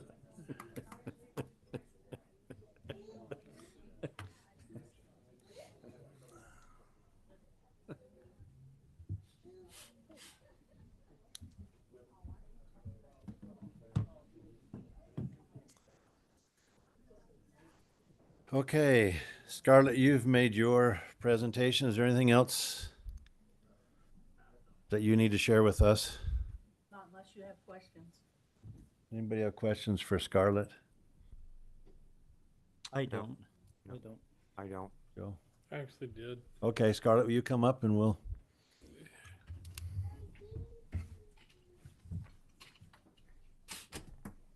I will make one comment. Okay. Historic Preservation Commission did Re- hear this proposal. But they didn't make any recommendation from what I saw in the minutes. No, Right, but yeah. you can listen to their discussion. Oh, I'm sorry. The Historic Preservation Commission, this was presented to them in their meeting last Wednesday. They were not because it's not on a historic register, they really don't have anything that they could do. But they did listen to the meeting. I don't know what happened to George. I thought he was going to be here, but anyway, they did hear it. He's out in the hall. Oh, he's out in the hall. So, what did you need, Joe? Well, you mentioned earlier that that spot zoning was not a consideration any longer. I disagree with you, and I think it's a factor. I don't think it's a controlling law, but I think spot zoning is always a planning consideration. It may be a planning consideration, but according to state code, you can make a zone any size, any shape. There's not a restriction on that. You can certainly consider, is it compatible with the neighborhood? There's no reason why you can't do that. But just to make it clear that you don't have to have a certain size of zone. And I understand that's what the state code said, but from a planning of whole, trying to keep the whole community, you know, I think it was the gentleman there in the check shirt, the blue check shirt, made a comment on spot zoning. Dan Brill. Mm-hmm. It was a deal when he was on the council. What's that? When he was on the council, that was a law. Well, I'm not saying it's a consideration for keeping the community as a whole. I mean, I wouldn't want to have a piece of property in my neighborhood spot zone. I live in a neighborhood that has no restrictive covenants on it.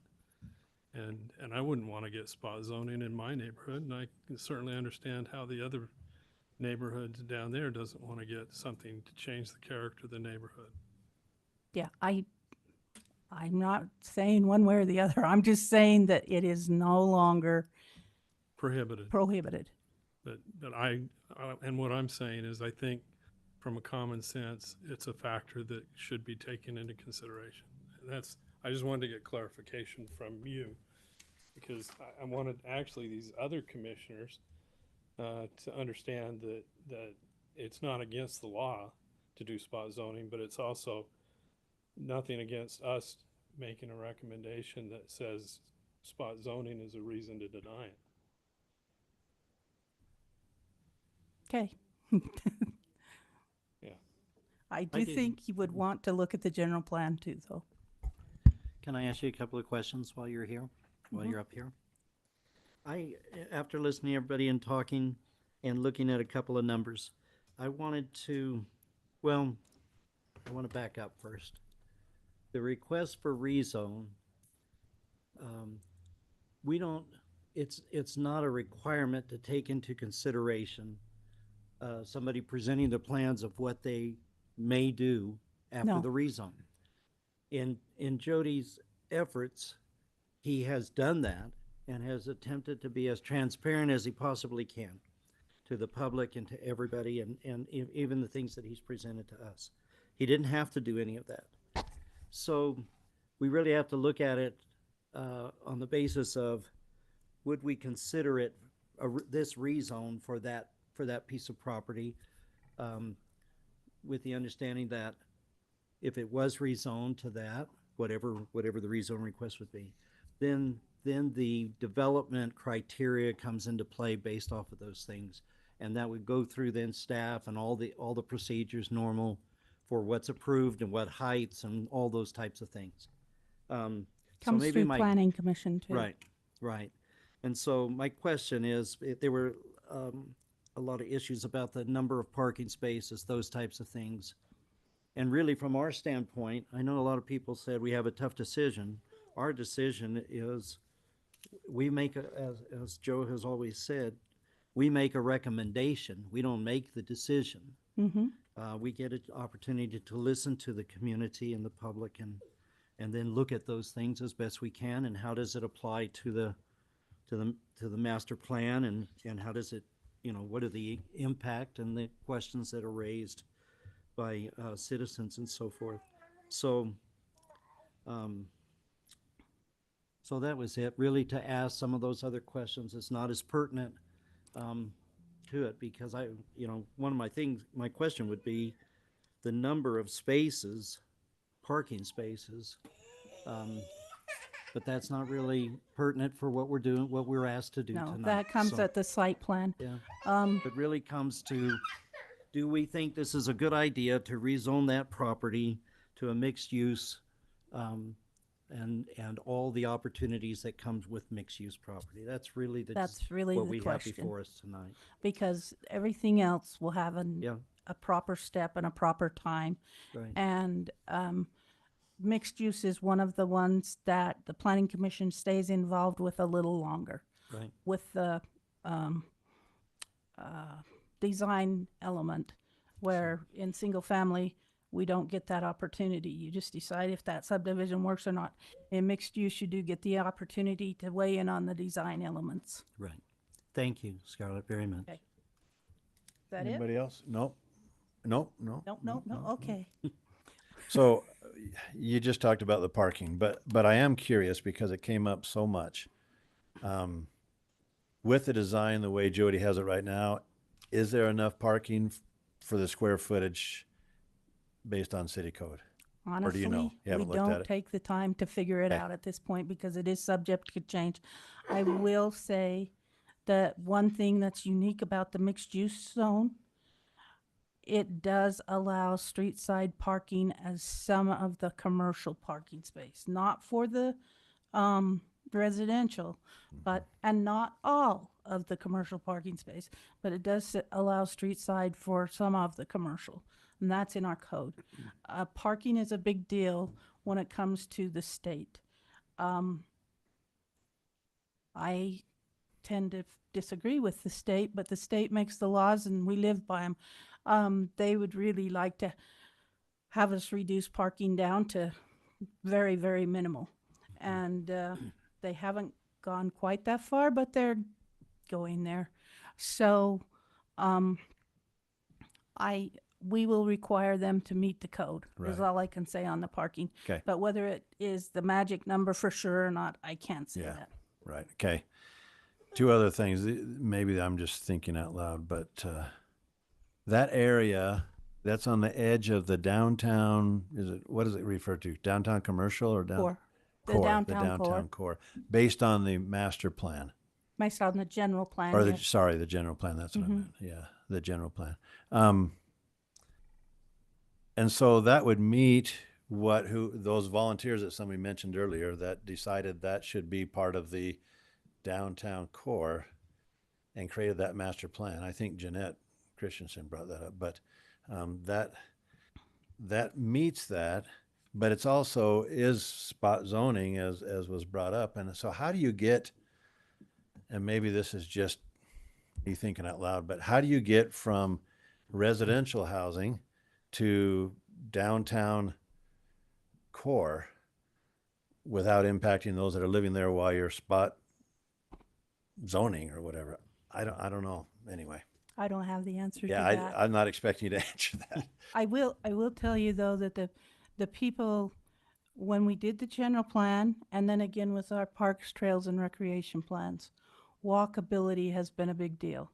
Now, I'm not saying that every sidewalk in the town is pristine, but walkability was a big deal coming from the community.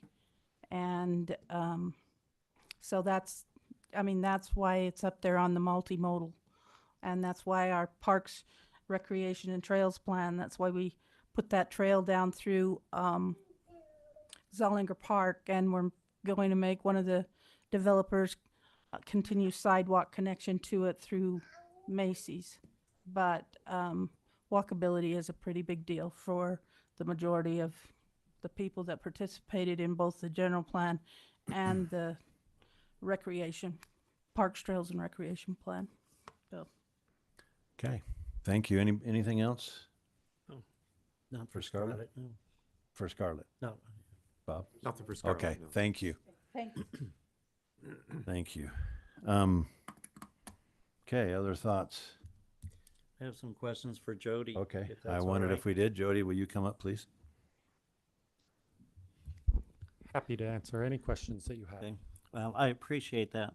For myself, I go back to what is our role and what is the purpose of the meeting, those types of things. You don't have, not just you, but anybody coming before us, land property owner or prospective property owner, requesting a rezone. You don't have to tell us at this time what you're going to do, but in your effort to be as transparent, you've gone over and above in a lot of ways compared to others to show people what this would be. There were several things that were made, stated.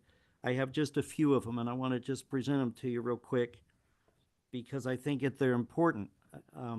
One is that it's out of scale. It's out of scale compared, in a sense, to what would be right there on something on that corner. And some of it is just in the design with the second floor, some of the overhang, things like that. But I think that's a valid concern, a valid thing about being out of scale. One of the other biggest things was the parking, that the parking is, and when I look at it, and we've got 6 apartments, and these are 2-bedroom units, and so if it's a young couple, maybe it's 1 car, but it could be 2 cars if they're both working, those kind of things like that. I know you're doing your best to make them affordable and things, but if you figure 2 cars, that's 12 spaces there. You have 6 businesses.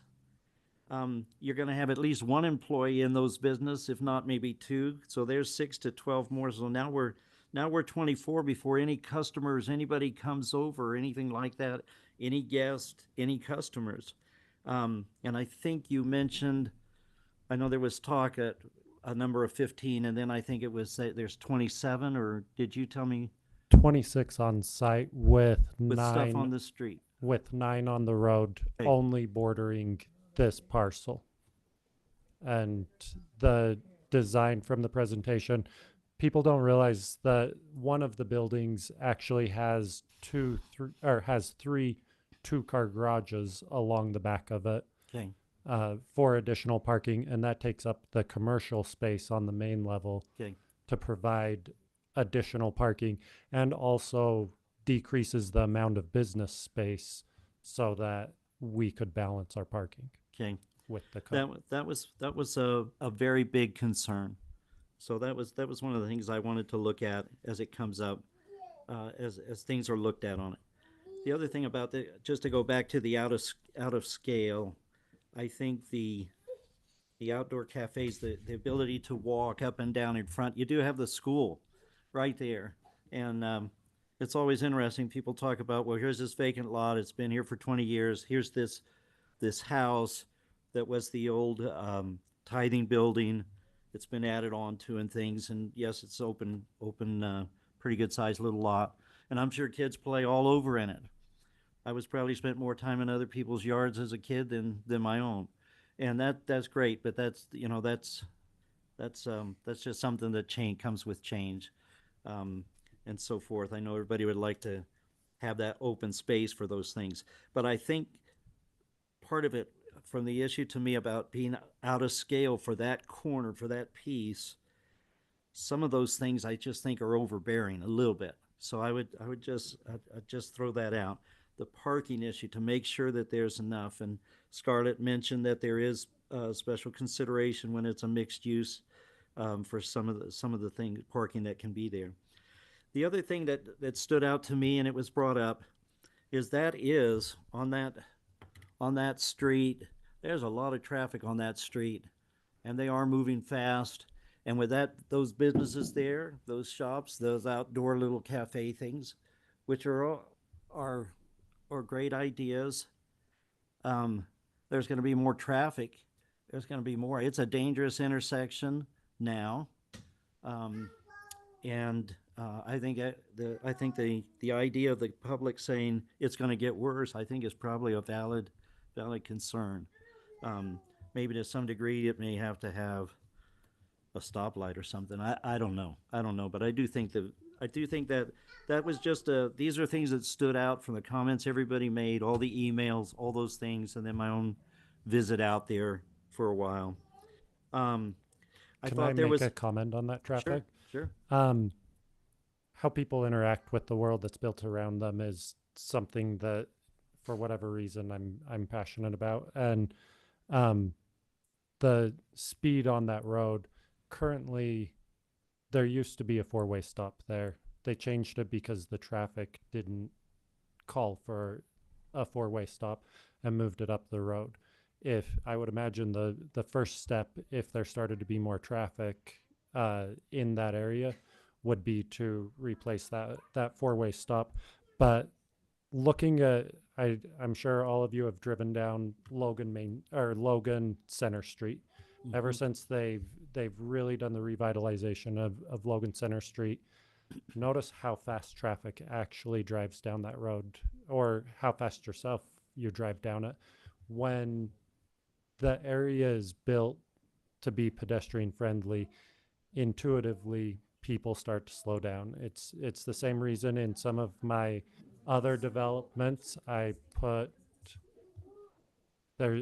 there's a reason that in some of my other developments I put curvy roads. Yeah. It's because always in development I'm looking for pedestrian friendly and encouraging pedestrian friendly development. So putting in natural traffic arresters is what our designs try and do. And I'm not saying that people 100% are going to slow down, but if there's a stop sign right there that they're speeding up from because they've just had to come to a complete stop, it's not going to be the 30-mile-per-hour traffic that may be running through there right now. Yeah, and I come back to, you don't have to address these things. Okay. I hope people would understand, you didn't have to present them anything. I think it's a strong thing on your part, and I wish more developers did it, in trying your best to be as transparent. So I want to appreciate that. Can I actually address one other thing? Sure. The out of scale, our main living area, or the main square footage of these buildings on the first floor is about 3,300 square feet. That's without taking into consideration the garage space. The other building is about 1,500 square feet. These are well within, and they're 75 feet wide and about 44 feet deep. Right. I build homes. That's something that I do. This falls well within the size of a standard home that you're seeing, a standard 3-car garage home that would be 75 feet wide and 44 feet deep, even deeper than that, honestly, and actually bigger. But I do understand the overhangs. The reason we have those on is actually for weather protection and to help with pedestrian friendly, so that people have a place to get out of the rain and stuff. It's just in the past, these types of buildings had awnings on them to protect from the weather and from the rain and from the snow. That's not really the style these days, so we did the overhangs to kind of provide that same protection. Thank you.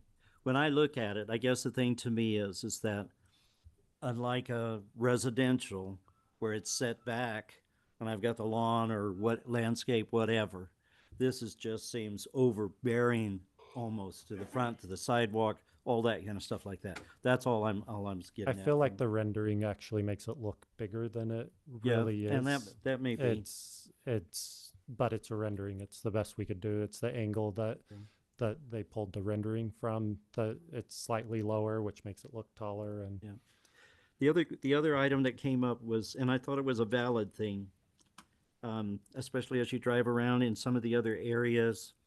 Well, just right there, a block south, there's businesses there that it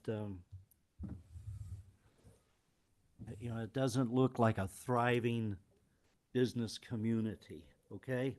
But there's no available space there either. There's places for sale. Yes. But the owner has decided for whatever reason to not put those up for rent. Yeah. But there's not a single for rent sign out on any Well, I don't know that of there's those commercial spaces. We checked in our due diligence. I think unless I'm looking for something at the gentleman that has the items for sale, his home liquidation, the business, and all kinds of things like that. I don't know what's there that would draw me down there, other than the Old Rock Church. Been to a lot of events there, those kind of things like that. But there's not that. This would certainly, this is up. But the idea that was brought up before about the longevity of businesses that have tried to come in and out of there, that was, I thought, a valid concern as well from individuals who have lived here a long time and have seen that take place and so forth. And And it is, am I gonna pay $8 for a soft drink or something? Or am I, how many bagels am I gonna have to make and sell to make that place? I'm not knocking any of those ideas. I think they're great ideas. You'd probably have all of the elementary kids over there for the bakery, the candy shop, the ice cream, all those kind of things. But that is a concern. And then if it gets to where if they go vacant, you got to make your mortgage payments. What's going to go in? What's going to replace it? I don't know. I'm just saying these I thought were very valid concerns. The last one I'll come to of those issues was the historical building from the tithing building. And if I'm correct, it's not on a historical register. We only have 2 places in Providence that meet that criteria.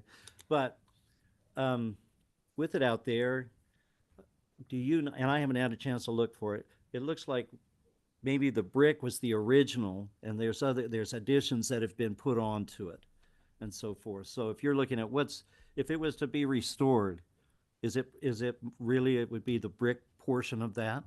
The brick portion is a 15 by 22 interior dimension area. The aluminum siding sections that have been added onto it are the rest of the house. There is no plumbing in the original brick portion. That's all been pushed to the additions. The house has one tiny bathroom that is accessed from a bedroom. Right. And then it has another bedroom in one of the other additions, and the kitchen is back in the addition. So the section of the building that is historic is 22 feet by 15 feet, and it's just an open room with an arch between it. Was really for receiving tithing and so forth. So really, and the offer that you're making, just like in Hiram, there were some historical cabins that were in throughout different places in Hiram, and those individuals, those families donated that, and they were moved over to where the city offices and things are.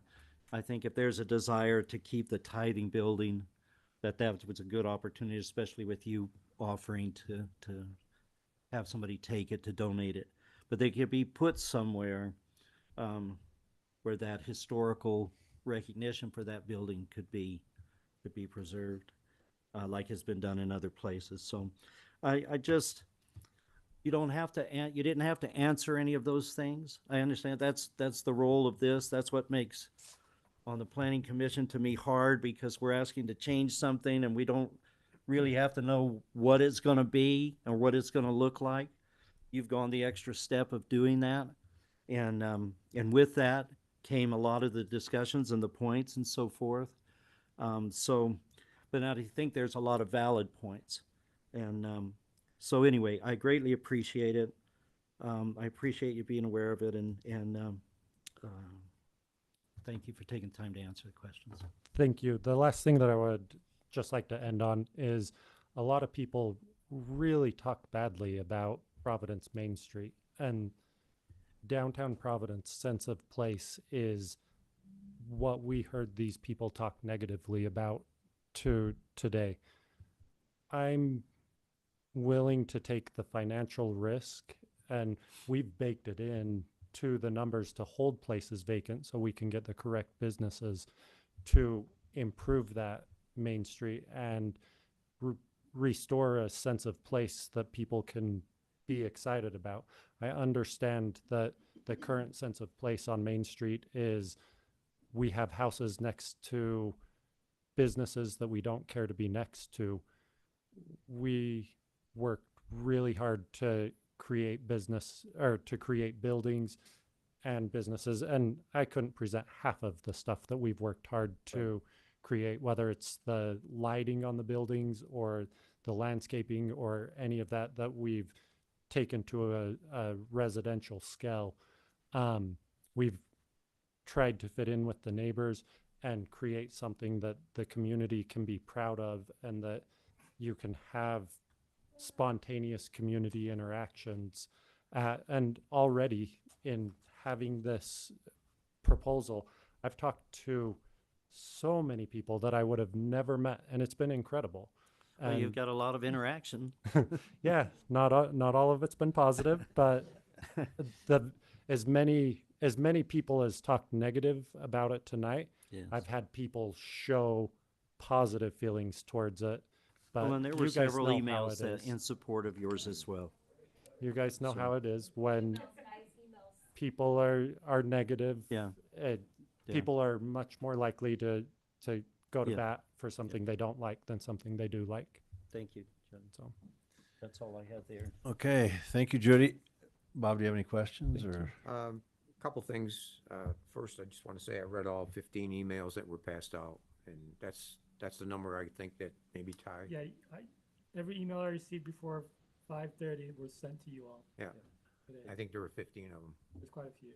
Yep. Additionally, just for information for the commission people here, I live close by. There was a ball game Monday night, and my wife and I sat outside, and I got a great idea of getting my old police department car checker off, how many people were going by. And I counted 407 cars from 6 to 7 p.m. that went past the opening to the park. And this is the park where the baseball is, in back of the school. From 7 to 8 p.m., 273 cars. So it dropped off. The games are slowing down. The next night, Tuesday night, 441 cars went past that opening. And that was from 6:15 to 7:15.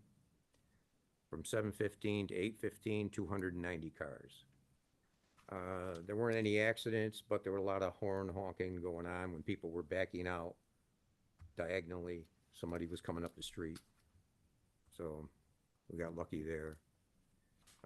There is a lot of children walking back and forth to school there. The crosswalk at Main and First North, I've been dusted back twice. Same red car, did it to an older gentleman walking his son across the street. He got even closer to that guy. I had a little conversation with him, and we were talking about it, you know, the color of the car, and he goes, yeah, wasn't it the one? Yeah, I go, yeah, I know, 2 young kids in it. So just be aware, this is the information that I'm picking up, that there is a lot of traffic, and there's a lot of kids, and there is a lot of speeding going on. And I didn't count any cars going on Main Street, just it was First North, the traffic. Okay. Anything else? That's it. Thank you, Joe. All right. I guess I want to just ask one. I'm just curious. I've been circling the things that seem key to me, and it's a historical district, but it's also downtown core, and that's almost a conflict in my mind. How you keep the historical district, but you make it a downtown core at the same time. Anyway, and then how do you do that without spot zoning? I brought that up earlier. Even though we can spot zone, I guess, but some people brought up the idea that moving it to like near the Old Rock Church, where I guess there's some property for sale. I'm assuming that you have a reason why you're not doing it there, and I don't know if it's expense or traffic or all the above. I don't know. Yes. And you don't have to answer that. But because some people seem, even somebody who lives right there, seem like they would be okay with that because it fits that better. I don't know if you want to address any of that or thoughts on that. You don't have to, but if you'd like to. I would answer your question by saying yes. The 100 North, as everybody has said, is the main artery into Providence. While this is a pedestrian-friendly development and for pedestrians, you still need people to see it to know that it's there. Those other areas, the buildings on those are, in our opinion, complete demolishes, and they're at a price point that makes it not feasible to rebuild in those areas. If somebody was going to renovate one of those, the current owner, who knows what they bought it at, I'm sure they could make a go of it and have an awesome business in there. But it's not for me to decide that. It's for them to decide that.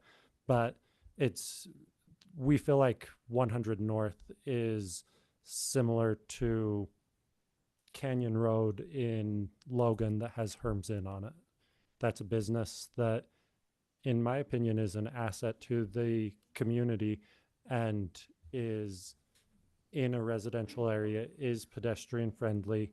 Or look at 100 West in Logan with West Side Coffee, or go all the way to 6th West and Center and see Cafe Sabor. Those three businesses that I just mentioned are some of the few businesses in the valley that have outdoor dining. There's Center Street Pizza that has outdoor dining, but the people seek out, and people do seek out these businesses, and they are successful businesses. And part of the reason they are successful is because they're not on a highway. They're not on a 4-lane road. They're back where it's actually comfortable to be there. Okay, thank you. So. Appreciate that. Okay, I think we're good, Michael? Yeah, I had one other question for Scarlett, if I could just get clarification. Thank you. Thank you for what you guys do. And I believe you already answered it. I just want to make certain. In the, our general plan and in the downtown core classification, mixed use district is a viable zone. It's an option. It's an option that it falls into those. Yeah. I just wanted to make sure of that. Yeah. Thank you. If you looking at the general plan, it talks about mixed use. Yeah. Thank you. Yep. Okay, thank you. So we may make a recommendation to the city council tonight. We also we're missing 2 members of the council. We have the option to delay because I personally, I would be curious to hear what they have to say, but we have the option. So I'd like to hear your thoughts on that. I make a motion that we wait for the other 2 members of the commission, get their feelings, whether there's going to be more letters coming into the city. You just made an invitation. Now we're going to get a lot more probably, but. Please direct those to. Okay. So we have a motion by Bob Perry to, to continue, I guess, to not move forward today, but to continue. Okay. Can I ask you, Joe, what your thoughts are? I actually would like to continue it. I'd like to know what type of businesses could. In your mic. I'd like to know what type of businesses that I might not like can go in there if we rezone it. Yeah. And I'm not trying to be crude when I say this, but I don't want to see a Dr. John's up there. And I don't know the answer, and I'd like time to research what the city ordinances protect something like that from happening if we rezone it for that. Thank you. Okay. I would just say from my standpoint, I would like to invite Jody to consider these valid issues that were raised, just for thought. And if you come up with ideas or anything like that, I think that's valuable. I do think for Julie and John to get their input, I think is important. Mm-hmm. I don't feel like I would like to make a final decision, to be honest with you. I'd rather hear that. I'd rather hear their thoughts on that, in all fairness to them.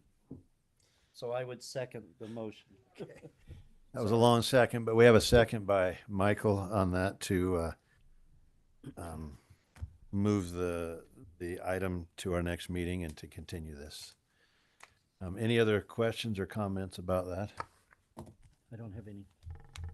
All right. Well, those in favor of continuing this to the next meeting, say aye. Aye. Any opposed? Okay, this will be continued then. thank you, all of you, for being here, and Jody for being here in your presentation. And we meet once a month generally on the second Wednesday. So that will most likely be our next meeting, but it'll be there if you're interested in coming. But I think it's good to hear what the other two people on our commission think. So thank you. Okay, we'll move on to the next item.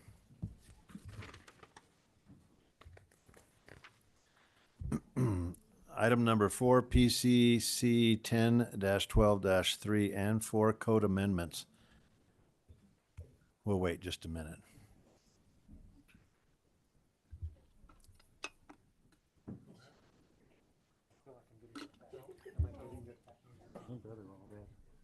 Somewhere. He was. They went on Michigan, but they've been back 2 or 3 months.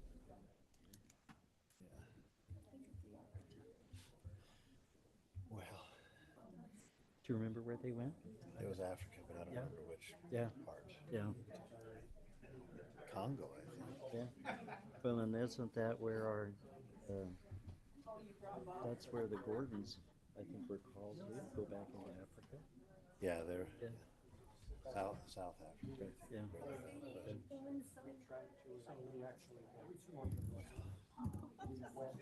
I really like Jody, but Yeah. Yeah. Well, and then like you say, how can it be historical? And yet, yes, I think- developable. Yeah. But what are we trying to preserve? But I like what Hiram did. They did take cabins that were there from, a long time ago and move those over to their city center. And he's willing to donate that. Yeah. And I'd be curious to know what this other guy wants. Yeah. But I just think, I don't know. So if we'd have voted. Is your son here tonight? He is. Okay. I guess we'll keep going now, so. Yeah. The planning commission will review, discuss, and may move forward with setting a public hearing regarding proposed code amendments to extend the sunset day for the incentive to record the deed restriction for a IADU or an ADU. It's kind of a mouthful, but Did you just declare war on Iran? maybe, I'm not sure. Okay, Scarlett, will you come forward, please, and share your Thank you. info on this? Really, a very quick thing. Yeah. Actually, I'll just do the thing. Then on the background, this is a code amendment for internal accessory dwelling units and detached accessory dwelling units. We allow both of those units. We are the applicant, as in the city staff. We're requesting a change to Providence City Code 10-12-3 and 10-12-4. They require, part of getting a accessory dwelling unit is that we want you to record a deed or a deed restriction at the county that says that you recognize that one of the units has to be owner occupied. And so to incentivize people to do that, because that's especially the internal ones. That's the only way we know if anybody really has truly got an ADU, is if they actually come and tell us, which not everybody does. And so we were hoping, we have had about half a dozen people take us up on it. The sunset date for that is coming up in this May, or in a couple, next week actually, or maybe day after tomorrow. Anyway,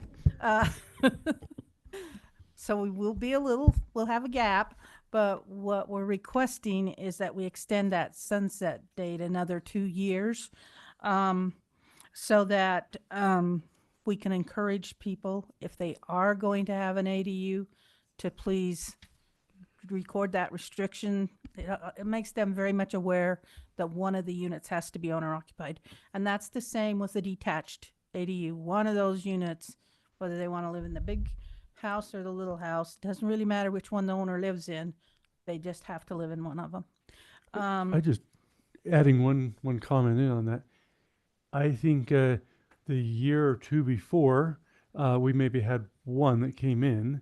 Then when we incentivized the recording of it, I think there was a half a dozen. So it really has been successful in the process. I think that's one thing to consider on this is why we'd want to and how successful has it been. And I would say we've had probably 6 times in a year more. So it really has helped to bring that into compliance and to do that. So anyway, I think that's why we're bringing this is we have seen a good success from it. I just And we pointed would that out. continue that incentive that's offered to them. That's what we're asking. Right. And Yes. we have to take it to a public hearing. Yes, so this is your study item time. Then we'll take it to a public hearing. Yeah. And then you'll make your recommendation and it will go to city council. So Is probably there my- some concern that they're being used for other than living, like maybe a storage shed or something? Is that? Well, if they can use them for a storage shed, they're not supposed to use them for just a short-term rental, but because the whole point of an accessory dwelling unit is to try and encourage more living space for people, not more recreation space. So that's really, but if they're using them as a storage shed, that's a lot of money they've spent to use a storage shed. So The concern is that they go unreported and unmonitored or unfollowed, or I mean, it just the worry is that we don't know, and so we can't help assist them into the right spots. Yeah. So And it helps us for our reporting now that the state requires that. it does help us for that. And the state really is, if you listen to Governor Cox or the state, they really are big on ADUs. Yes. Now, does this, what about them using this ADU for Airbnb, something like that? Well, that's what I said. That's not the purpose of it. So, They're concerned that this is going on, or? no, we haven't had any complaints about them. Yeah.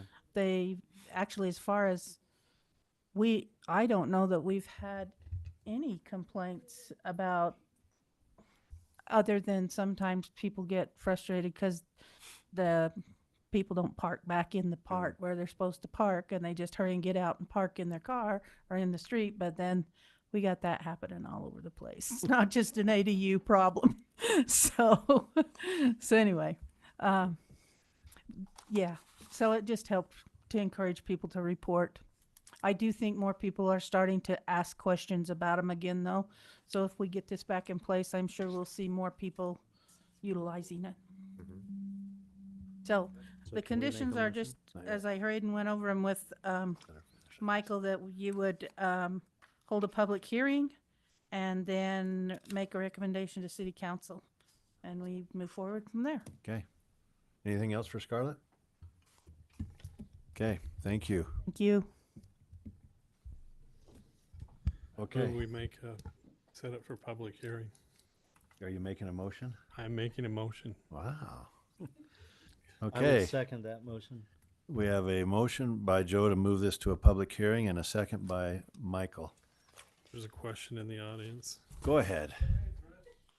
Sure. Whatever. Did they let you State out? your name.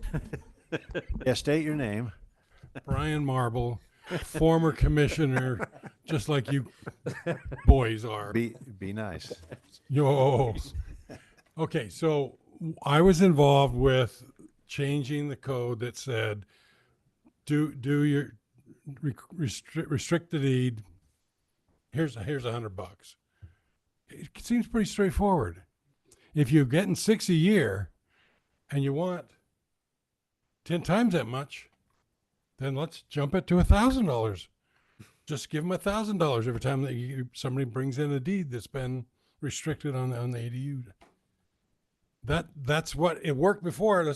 Anyway, it's nice to see you guys. Thank you. Brian. Good luck. Well, you'll have that opportunity to present that again when we have a public hearing. So thank you.